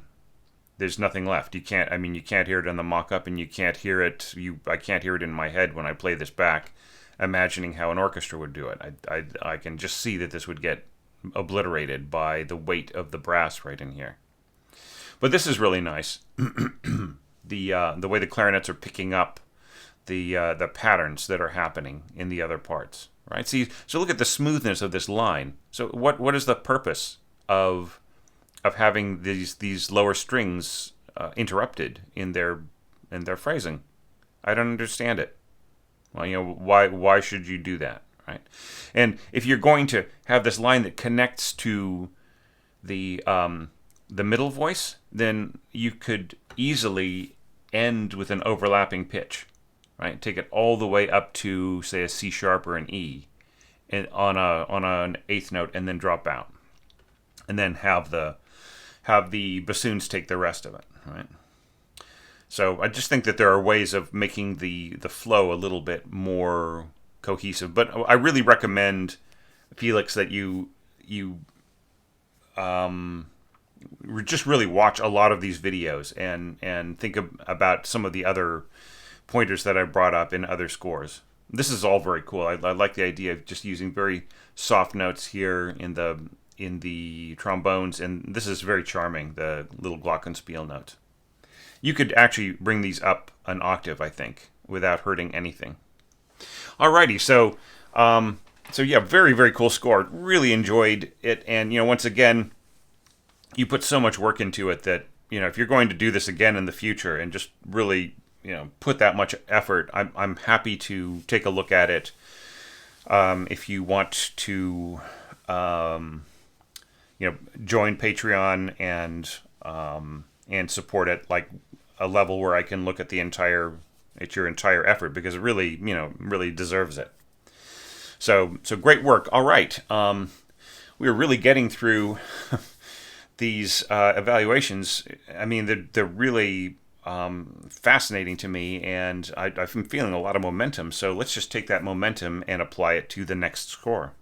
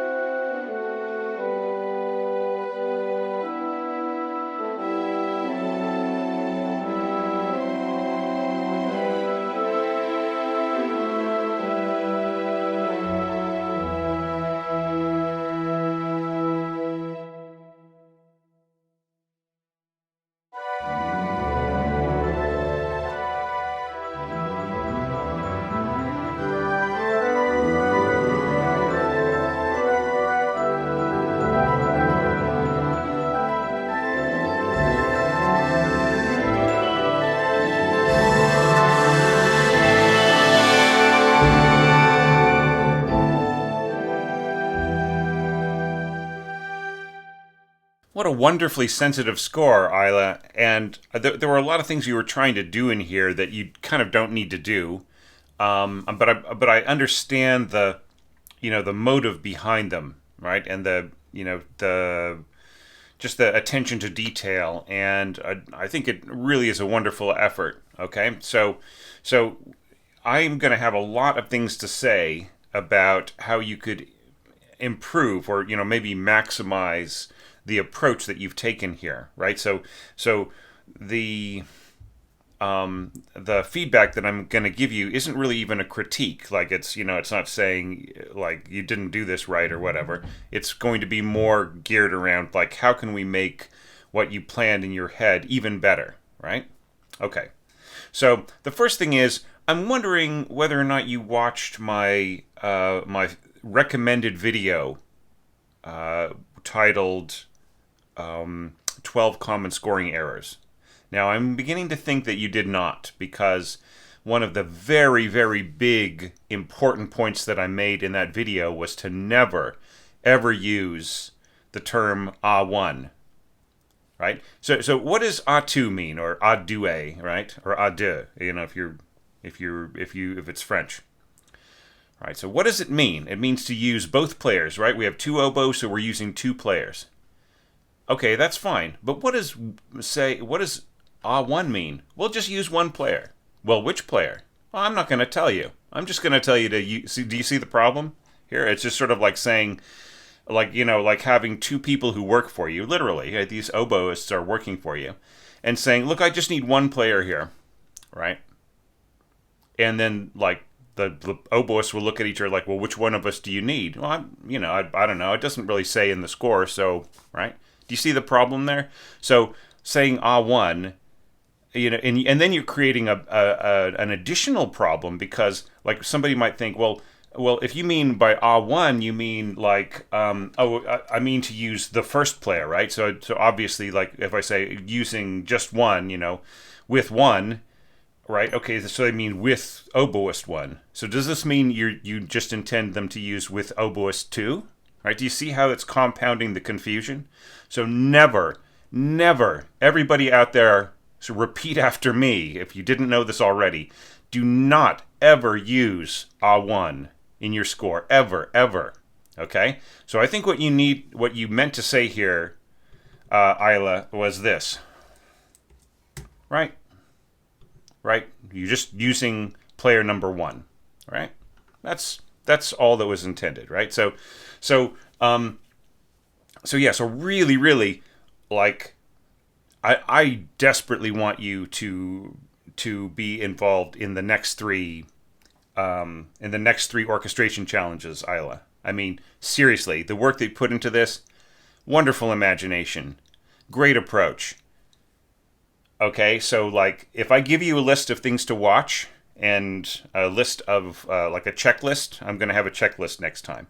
So really, really follow that checklist because I want your score to be the best you can possibly send me. Okay, so that's number one. Okay, so now let's talk about a few notation things here. This isn't really clear what you intend. You would be better off, like, I mean, if you intend this to be like a high B, right? Like a, octave higher than this flute. So how you should score it is like this. Okay? We're going to drop this down to, I'm going to play that as a, hang on a second, I don't think my keyboard is plugged in. All right, so the bottom note would be just standard notation, and the top one would be the diamond, right? And that will give you that pitch. So this is the right way to score it. Don't score it like this, okay?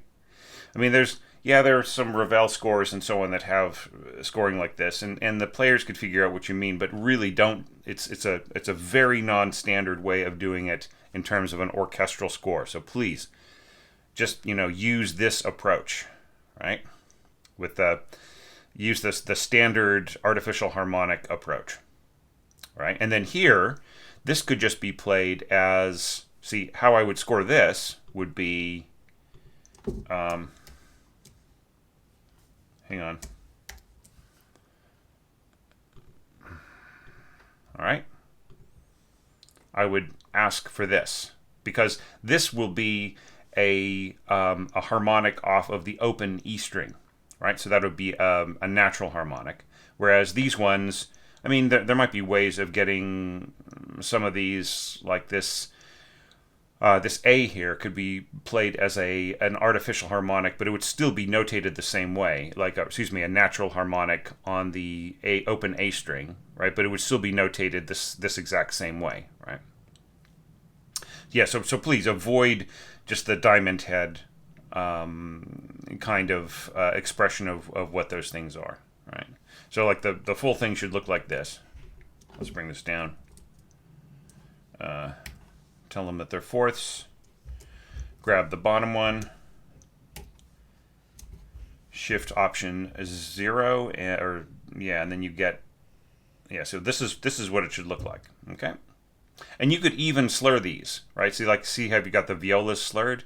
Like the player will slide up. There'll be a tiny bit of almost imperceptible glissando, especially since this is really, really soft compared to this. Now, I am not a big fan of the dynamic mixing that you had here. Okay? Like, they should all be the same dynamic, right? So, flutes, piano. Violas, piano. First violin, piano or pianissimo.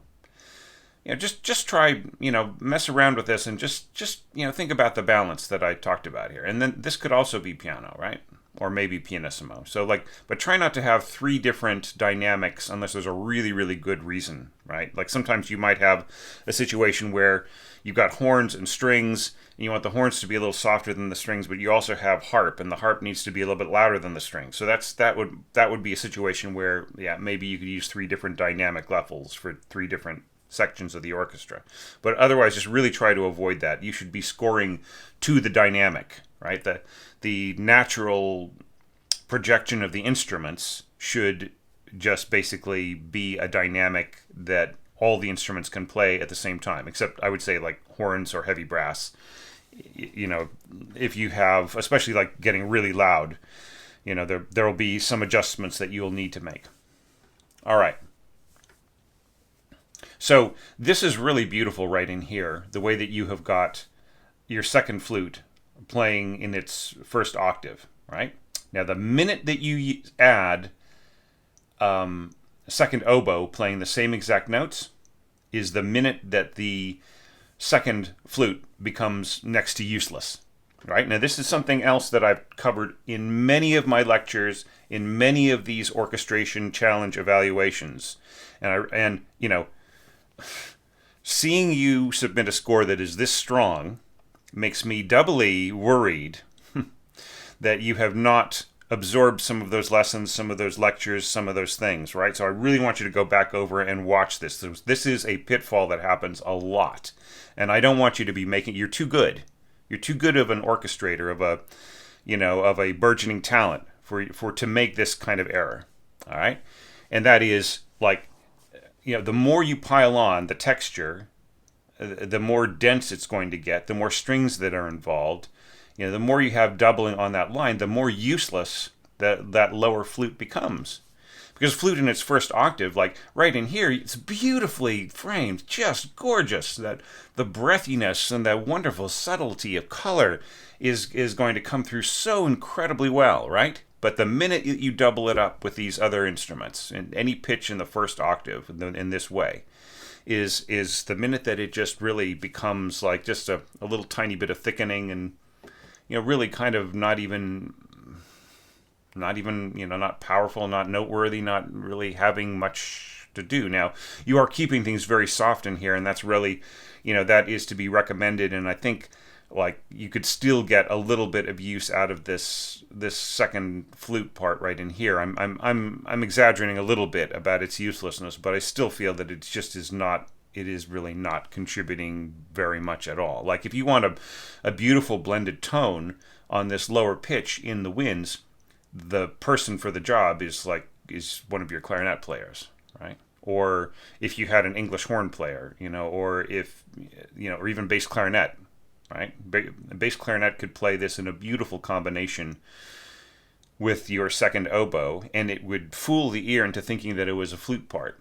All right, so that could be a way of rescoring this. Try that. You know, like, you know, this is just this. You know, this is something that you can still play around with. Take out the second flute part here and give it to the bass clarinet. All right, mark it piano. See how it sounds, because the bass clarinet can have a beautiful fluty sound. By the way, I really prefer bass clarinet in treble clef. Right, reading a major ninth above the sounding pitches. Okay, it's much better than in bass clef reading up a second from the sounding pitches. All right. So yeah. Yeah, so then you're bringing in, you know, you got your second bassoon here playing the sort of suspended, you know, pitches going onwards, you know, from where the lift is and the clarinets, and that's all really nicely scored. I think and you've got the doubling of the strings, and this just goes back to, you know, my ideals for this. Like, ideally, I felt, you know, does the treatment of the melody represent an emotional and timbral progression? Yes, it does in your score. Really nicely done. So I feel that the doubling here, in the strings, the tremolo that you've got here, doubling the second bassoon, I feel that that's all really, really strong.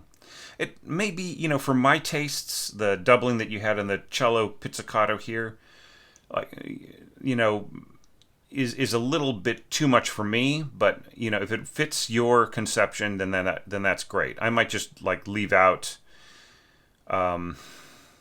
you like I might leave out this G, for instance, or I might just like not even worry, like since it's this seems to be an echo, right? We have the same exact sounding pitches, the D and the G and the D and the G and so on. So I might cut the bass right in here or something, because it seems a little overdone to me. But if it suits you, it's not poorly orchestrated, it's fine. Okay, and then right in here, you don't have to tell your players that they are going crescendo to mezzo piano. That is the default. Okay, they are going to get.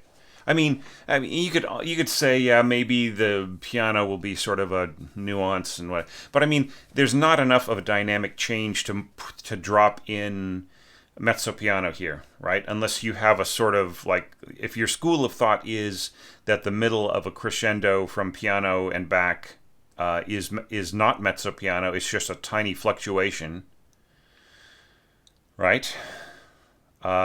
Then maybe, but like it's just overkill. You don't need to put in mezzo piano here. Okay, like maybe you're saying, well, you don't want them to get louder than mezzo piano, but that's not an issue. All right, don't worry about that. That's not going to be a problem. I mean, you have to, and even if it were, you might get your parts back and see them. You might have heard it in concert. Like you'll do this, you'll score something like this. You'll hear it in concert and you'll say, oh, wow, boy, just the nuances were so beautifully done. And then you'll get the parts back and you'll see that they've been crossed off and that the conductor asked them to go up to mezzo forte. Right? So you really have got to leave some of these decisions up to the players and the conductor sometimes, right? And I would say this is just a little bit too fussy. Now, I would not put a dynamic in the middle of a hairpin like this unless it were louder than the next step up, right? So piano crescendo to mezzo forte and back, that's fine. Piano crescendo to forte and back, that's even better, right? But piano to mezzo piano and back, unnecessary, all right? Okay, once again, no A1, all right? No such thing. Never happens. I don't know where everybody picked this up, but I'm seeing, like, last year, I started seeing A1, and maybe it was the year before. I started seeing A1 in a ton of scores. It was almost as if everybody had suddenly picked it up from one person, and then they were all kind of repeating it. Or maybe it was just something that had never come up before, but everybody decided to do it that year. I don't know. But don't do it, people. Please. Please, yeah, this should just be number one, right? First bassoon. Like, you don't want to say, with one, with who? Tell us who it is. Bassoonist number one, right? Okay. Okay. All right. So now continuing on with our emotional progression, I think this is really lovely. First violin on the lower voice, first clarinet. See, this is so much better than first flute. And an octave with the oboes. It's great. You're not overdoing it on the string doubling. You're having, a little bit of violas right in here before you bring in violas to double with bassoons and so on. Just really lovely, simple texture. And after this surge right in here of weight rather than of dynamics, this represents another emotional progression. It's really, really nice. And then you're pushing things up to a sforzando. Shouldn't it be in all parts? Right? Or do you just want, or rinforzando? Sorry, my eyes are not as great as they used. Hang on. Aha, see, so you've got sforzando in some parts and rinforzando in other parts. Okay, all right, so, yeah, so, I mean, they mean two different things, right? So, and you've got two different voices, doing two different functions. So decide which one, right? Yeah. Yeah, don't have some parts sforzando, other parts not sforzando.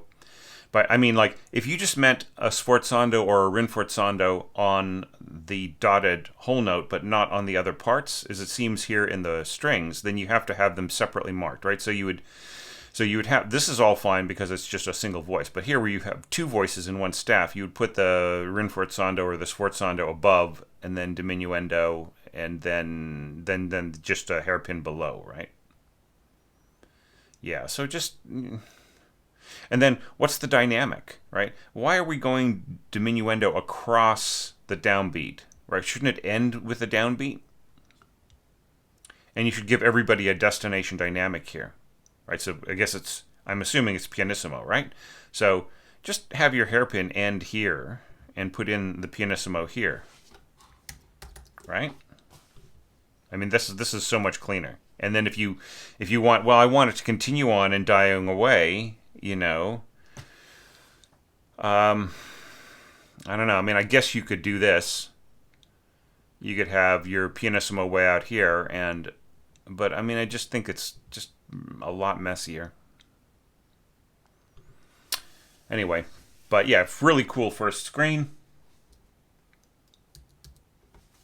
All right, now let's check out this. All right, so this was another issue in my I think this was in the 12 common scoring errors. Okay, celesta is an incredibly soft instrument. Here you've marked a forte. So how loud is a celesta at playing forte? It's mezzo piano compared to the rest of the orchestra's dynamics, right? How soft is a celesta playing pianissimo, though? It's piano compared to the rest of the orchestra. Celesta has an incredibly narrow range of dynamics. Like if you hit a celesta really hard, like really play it, like give it a lot of, you get a kind of slightly thunkier sound, right? And if you ease off on it, if you ease off on it too much, then you don't get the hammers to hit the bells, right? So there's a sort of a limited range right in there of how incredibly soft and how incredibly loud you can make it play, right? So did you notice that, like, even in your mock-up, even though everything is marked really soft in the other parts, it was really hard to make out the celesta. One of the reasons why is because you have a lot of stuff scored in the celesta's first octave, right? The lowest octave. And I have to tell you, I don't know how much experience you've had with a live celesta. I mean, if you get a chance to, like, if you have a friend who plays in an orchestra, especially like if they're like the keyboard player for the orchestra, just see if you can show up at rehearsal like maybe 20 minutes earlier, like see if you can get them to come early and actually play the celesta and play that first octave. Because it really is kind of crude and brutal and banal, and it just really, it just really does not have the same beautiful poetry that happens above middle C in the celesta, right? It has the wonderful, delicate, silvery, beautiful quality, but like the lower and lower you get from that middle C, the less go listen to Quartetto Simbolico by Villa-Lobos. Okay, that'll tell you everything you need to know about it. All right, so that is a quartet for flute, alto saxophone, harp, and celesta, and it just has a huge celesta part. Okay, and Villa-Lobos really knew how to use celesta, right? So, like the lower register stuff works really, really well, but it doesn't work in this particular way. Like, you've scored lines that sort of almost sound like a harp or a vibraphone or maybe a bass glockenspiel or something like that. It's sort of kind of is the feeling that I get from looking at these parts. However, they don't have the same kind of, like, you have this beautiful flow scored into it, which is reflected in other parts, the winds and the strings and so on. It's not going to have that same, it just doesn't have that beautiful, elegant sound that you're going to get from the top. So, I mean, there's a bunch of things you could do. You take it up an octave. There are a lot of things, but really just think of like the most effective range of the celesta as being above its written middle C, which of course is an octave above sounding middle C for the rest of the orchestra. All right, this is all lovely. You have to imagine though, at this speed, this length of glissando is going to be very, very, it's going to be very slow going across the harp. I would say go as low as you could possibly go, which is an octave lower, and as high as you possibly go, which is, at least, is one octave higher here, right? So, like, I would say just add an octave onto either end to this, and I think you just get more, like, that you get the faster, more beautiful glissando kind of an effect. Now, it's really a shame that mock-ups cannot convey that beautiful swirling sense of a wonderfully connected, slurred line like this in the cellos, right? So in double basses, right? So I might do shorter bows on the double basses. But yeah, so like what we heard in that mock-up is really just, I think that I would go for two separate bows here.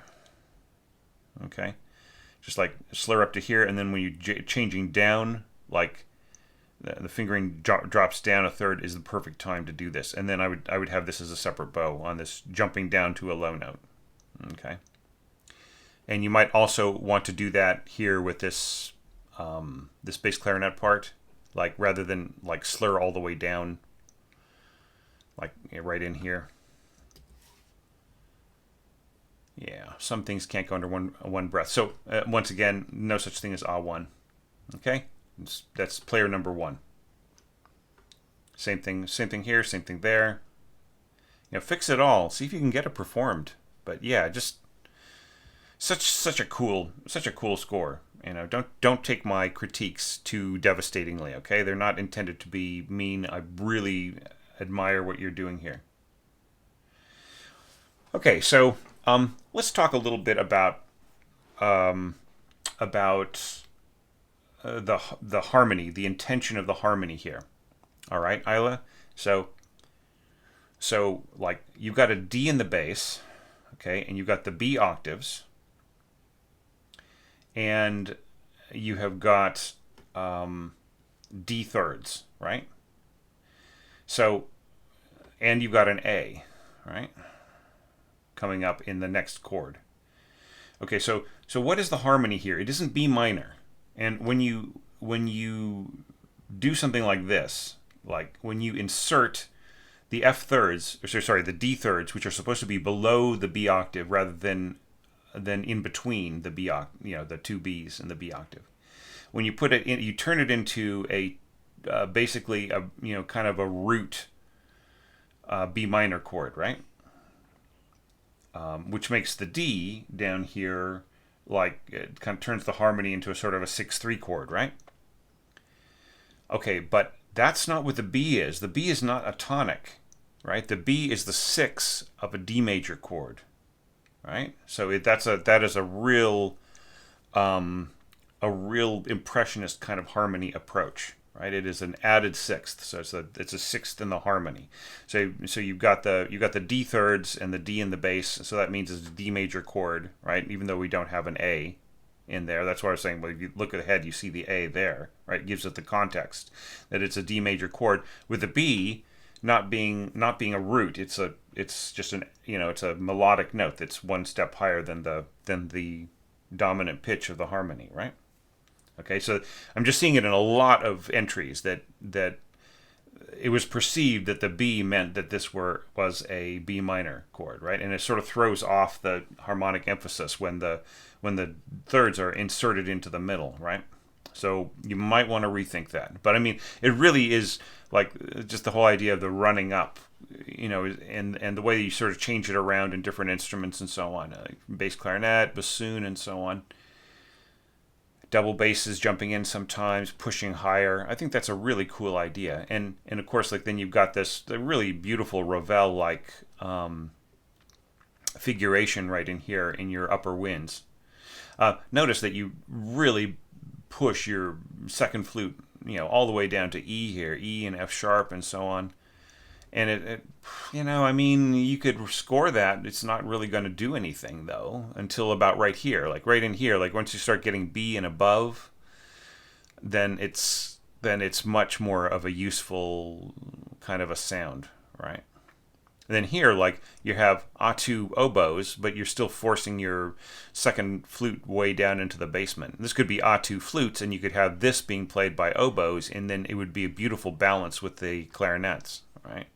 As opposed to the way that it's scored here, where you kind of, whenever your flutes dip down low, they just really disappear, like going all the way down here to A with your first flute, right? And the clarinets are basically just going to suck it right up, right? And especially the more you push here, you're pushing all the way up to a forte here, and look, you still have like low E's and A's and so on in your second flute, right? So what sound are they making that anybody can hear? You have to ask yourself. And here you have this big weight here of this on this A2 D here, in the oboe, and you've got a second flute playing this C right in here, right? So, like, maybe there could have been a more of a switcheroo here, right?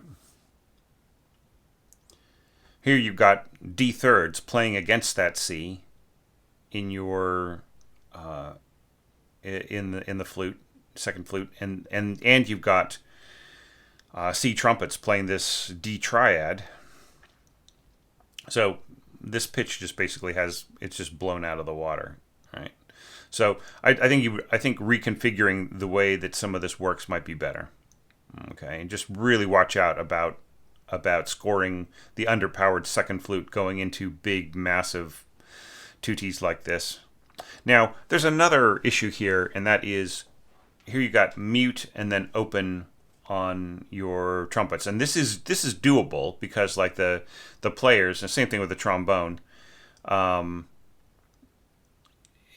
they can just reach in and they just grab it and pull it out, right? It's not something that people like to do very much, but it is possible, right? I would say don't make this a big habit, like of having really sudden mute changes. Even if they are possible, I would just say watch out. Just be a little bit mindful of that. Another issue here is that you're starting off with like a high A at piano, right, with a mute. So even you can throw a mute on there, it doesn't matter. You play that high A, and it is going to be really, it's going to be. I mean, yes, you can control it down to piano, but it doesn't even the projection of it is still going to feel like mezzo forte. Okay, so like it's just a matter of shaping the tone, getting it to speak, all those other kinds of things up there. It's a very penetrating sound. So. You could score this an octave lower, and the overtones could do the work for you, right? And like it would sound, you would hear the shape of this above. You wouldn't hear the exact pitches, but you would hear like the pressure from the overtones inhabiting that space. It would be more effective than this. Now, by the time you get to here, we're assuming like maybe mezzo piano, mezzo forte. That's a little bit better, right? But like I would avoid going above the staff for trumpets or horns, written notes at soft, and especially like in a place where you really want things to be soft and subtle, right? Just really watch out. I'm not saying that it won't work.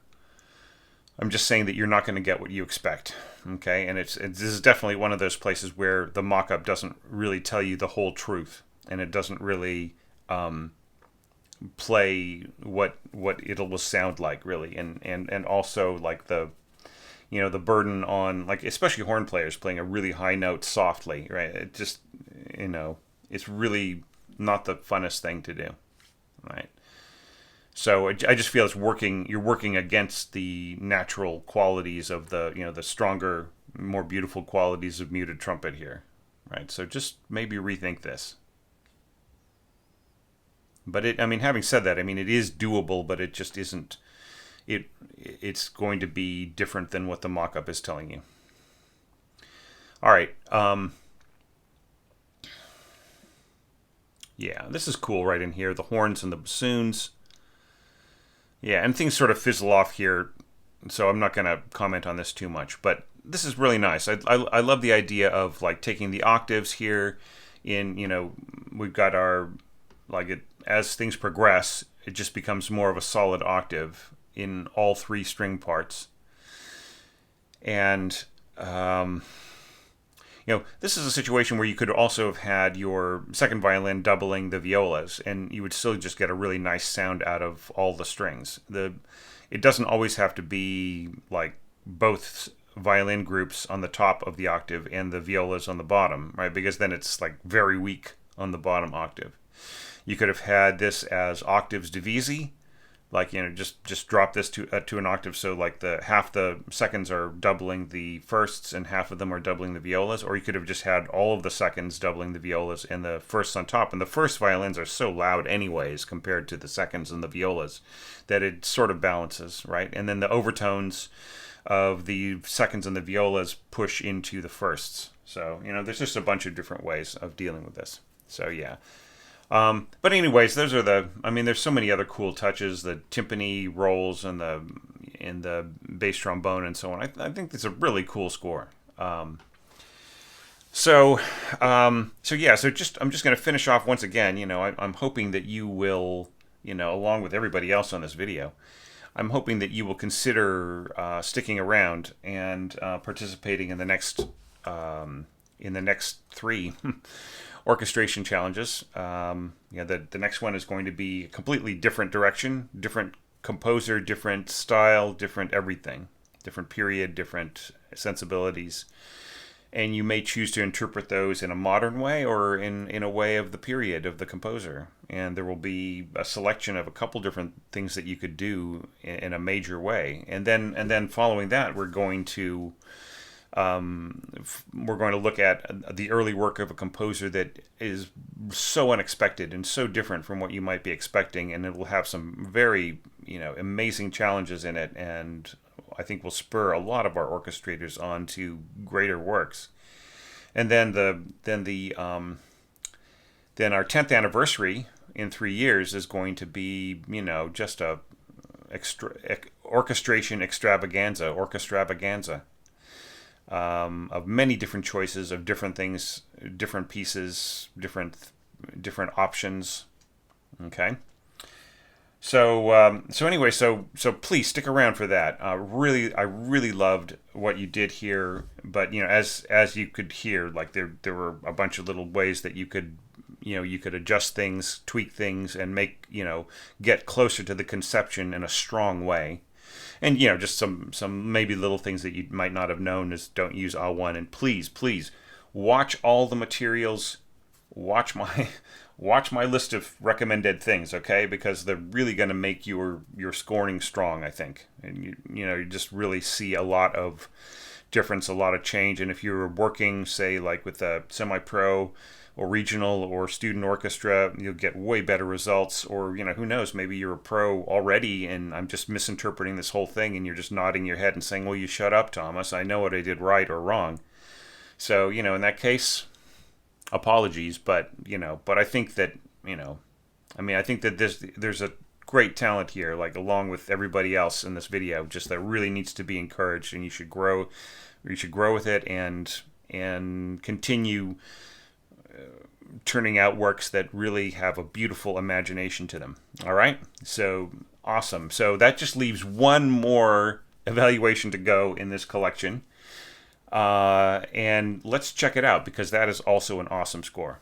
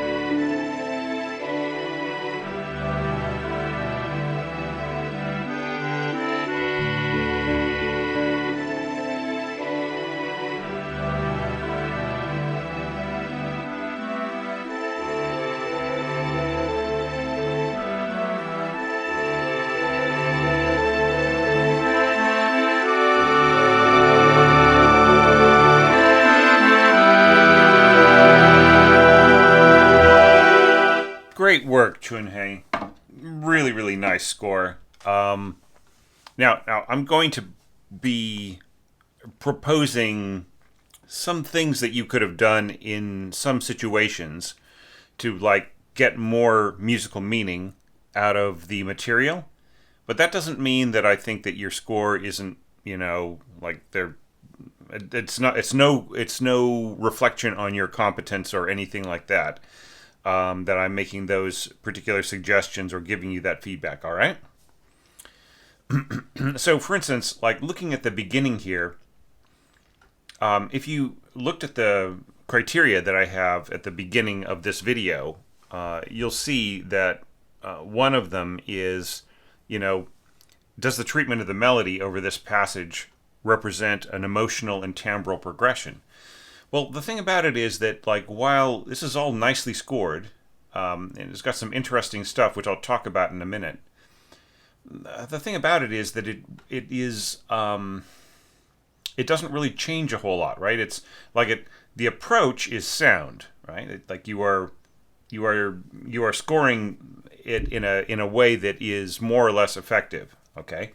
But there is kind of no, like, the it doesn't really take us on an emotional journey, right? It basically is saying one thing to us over this course of 10 bars, right? Rather than like starting somewhere and ending somewhere else, right? There isn't much of a progression. Okay, now having said that, like, there are some very cool qualities, and yeah, I think it would be a lot more evident to some people who are watching this, who are, kind of more getting started as orchestrators, if the mock-up was a little bit better. Like if this were done, say, with Note Performer, right? Not to turn this into a big advertisement about Note Performer, but it is a good, like, basic, it's not very expensive, and it really does convey the meaning, if not like the most convincing orchestral performance, right? It's a it's a way of seeing what is meant by the orchestration, and in a satisfying way, without actually being an orchestral performance, right? Okay, so I really recommend that. So check out Note Performer. All right, so the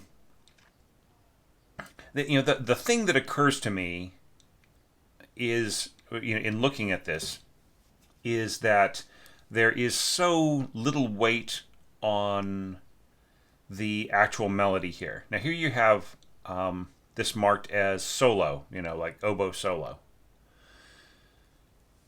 And the thing is that, like we were just talking about A1 in the last entry, right?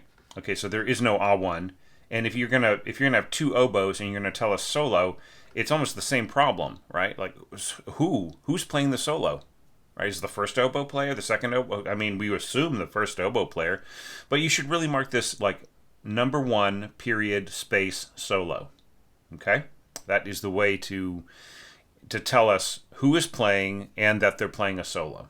Okay, so with a solo like this, the assumption will be that it will be playing out over the accompaniment, but the accompaniment here is really quite strong. Like it's basically, here in the bassoons, we're seeing like what's going on the left hand of the piano part, right? And then here in the clarinets, we've got that same accompaniment up an octave.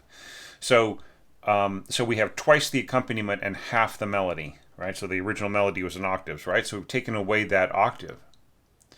So it makes it very bottom heavy, or accompaniment heavy, right?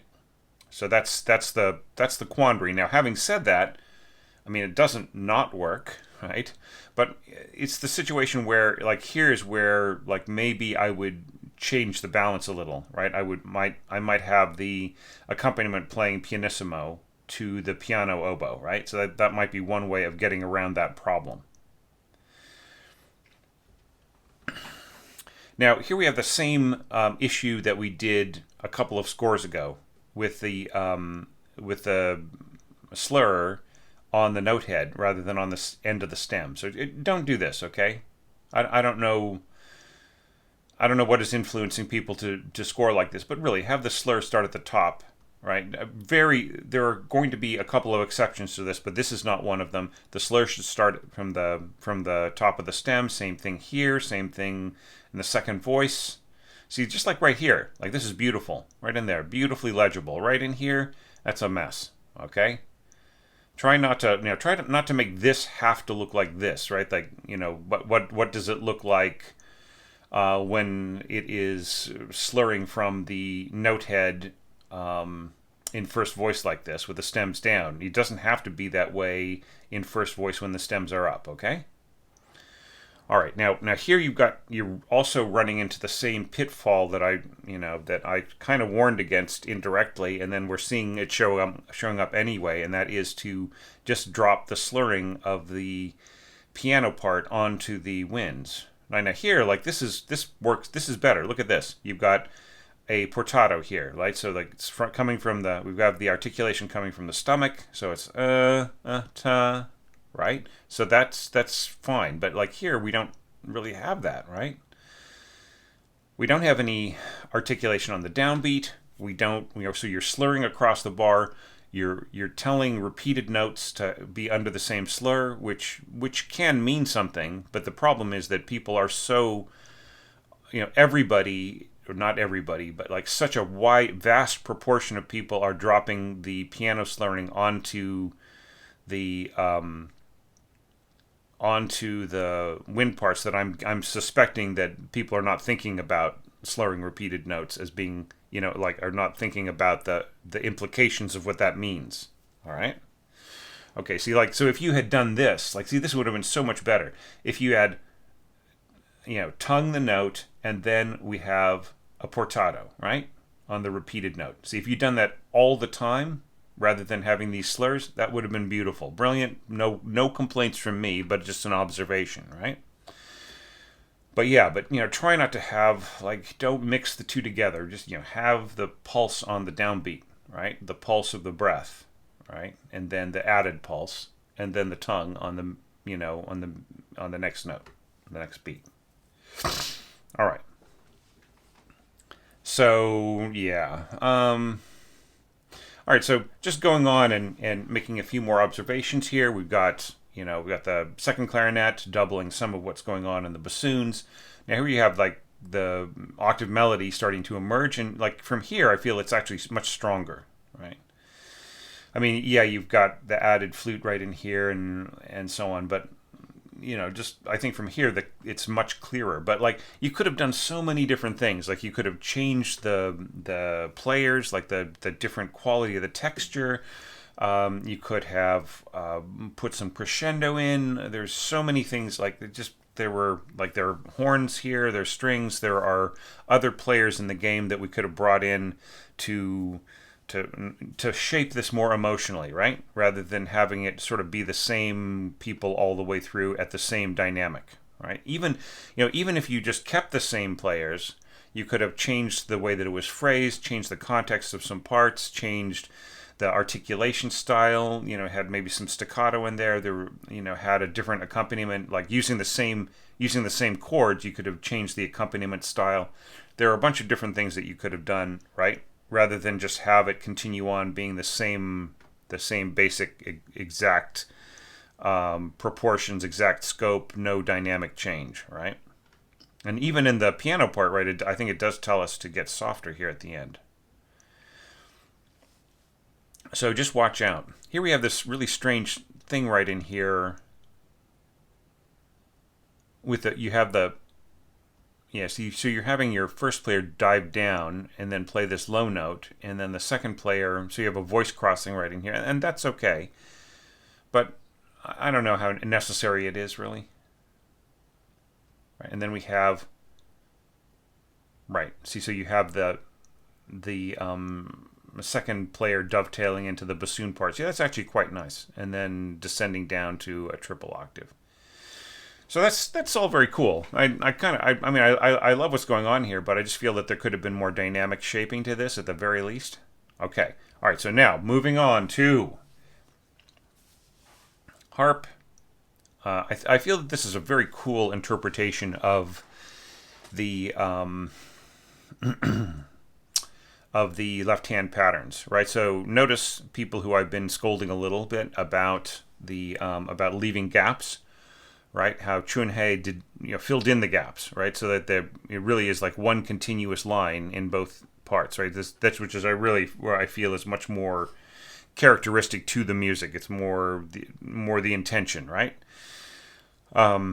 in some parts sort of dropping out or trading off, right? So like the bassoons trading off to the middle voice thirds in first clarinet and bass clarinet. Keeping in mind here, like, that this is going to be, yeah.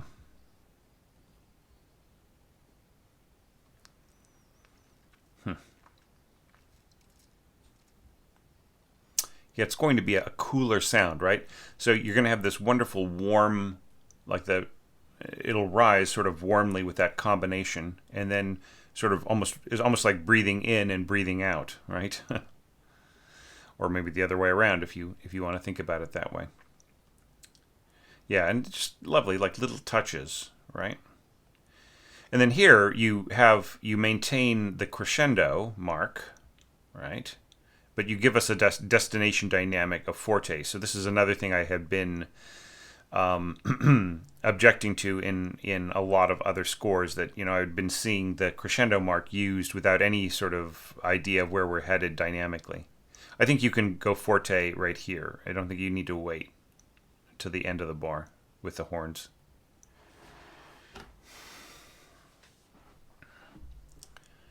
Yeah, with this I would say, this is an easy slur downwards. It's just just fingering the octave on the D string and then letting go. Have the slur mark cover the entire expanse. It's just easier, and it's just what the players are used to reading. I like the bass clarinet trading off with the cellos.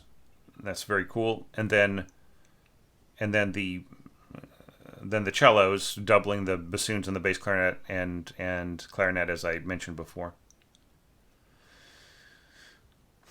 And then it's like here you progress the texture, right? Like really wonderfully. Even though it's really kind of the same strings all the way through, in the different proportions and functions and so on, you're adding more and more weight and color with the winds and horns, and that's a progression of the texture. So why couldn't that happen here, right? So just bringing more meaning into the so it's more of a journey, right, rather than just kind of being the same approach all the way through.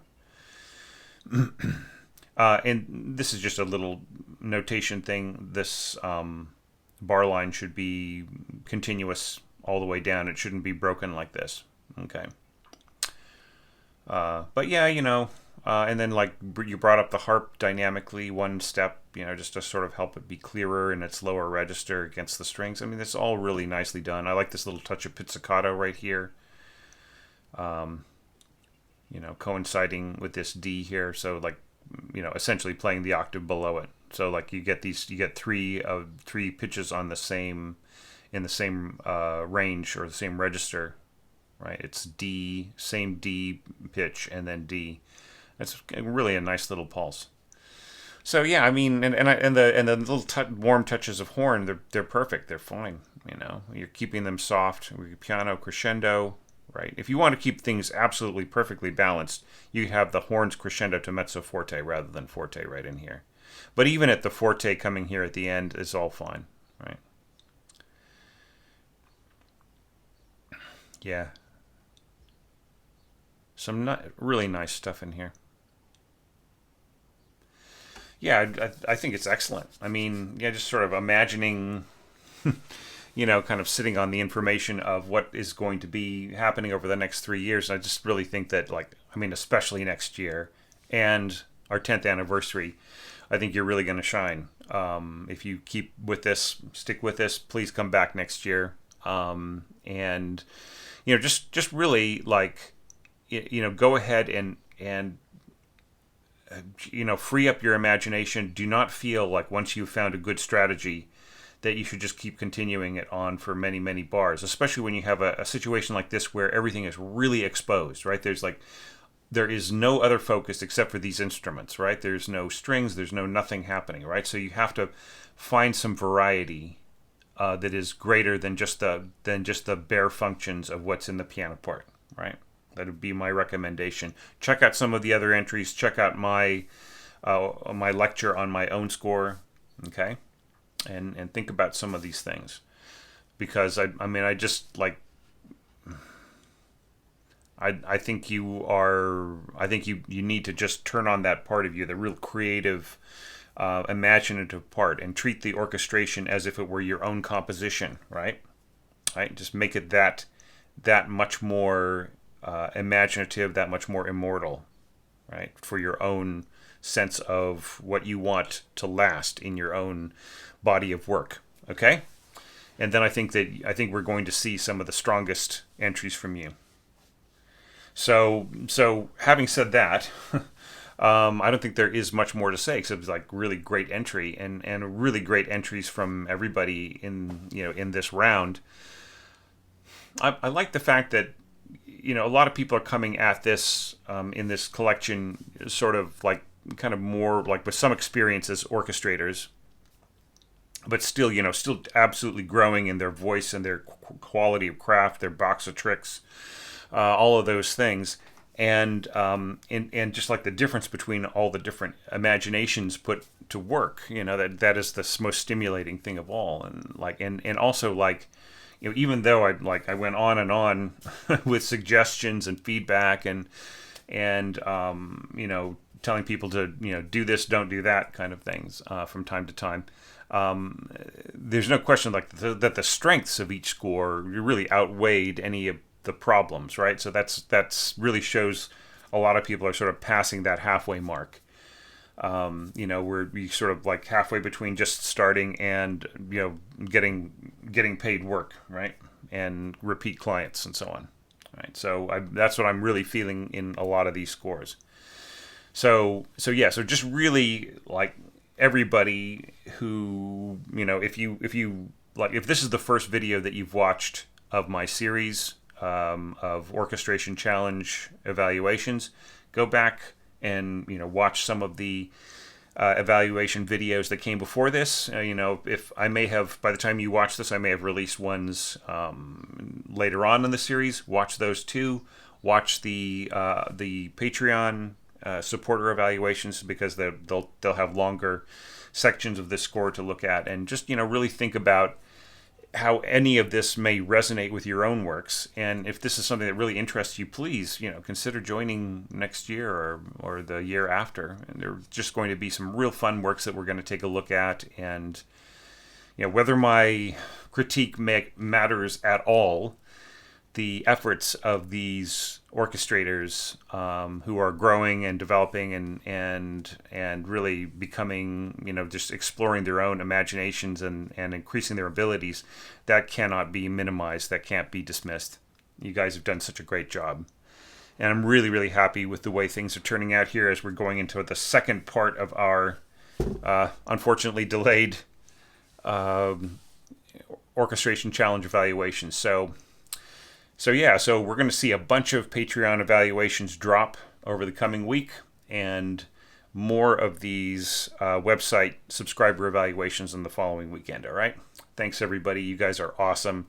I really appreciate all the support. I appreciate all the subscribers, the views, the likes, the very kind comments that you left below. And if there's anything that I missed that or didn't have time to talk about, I already know, like with every score, there were things that I wanted to address that I just did not have time for. Please mention it in the comments below. All right? And strap in. Here comes the deluge.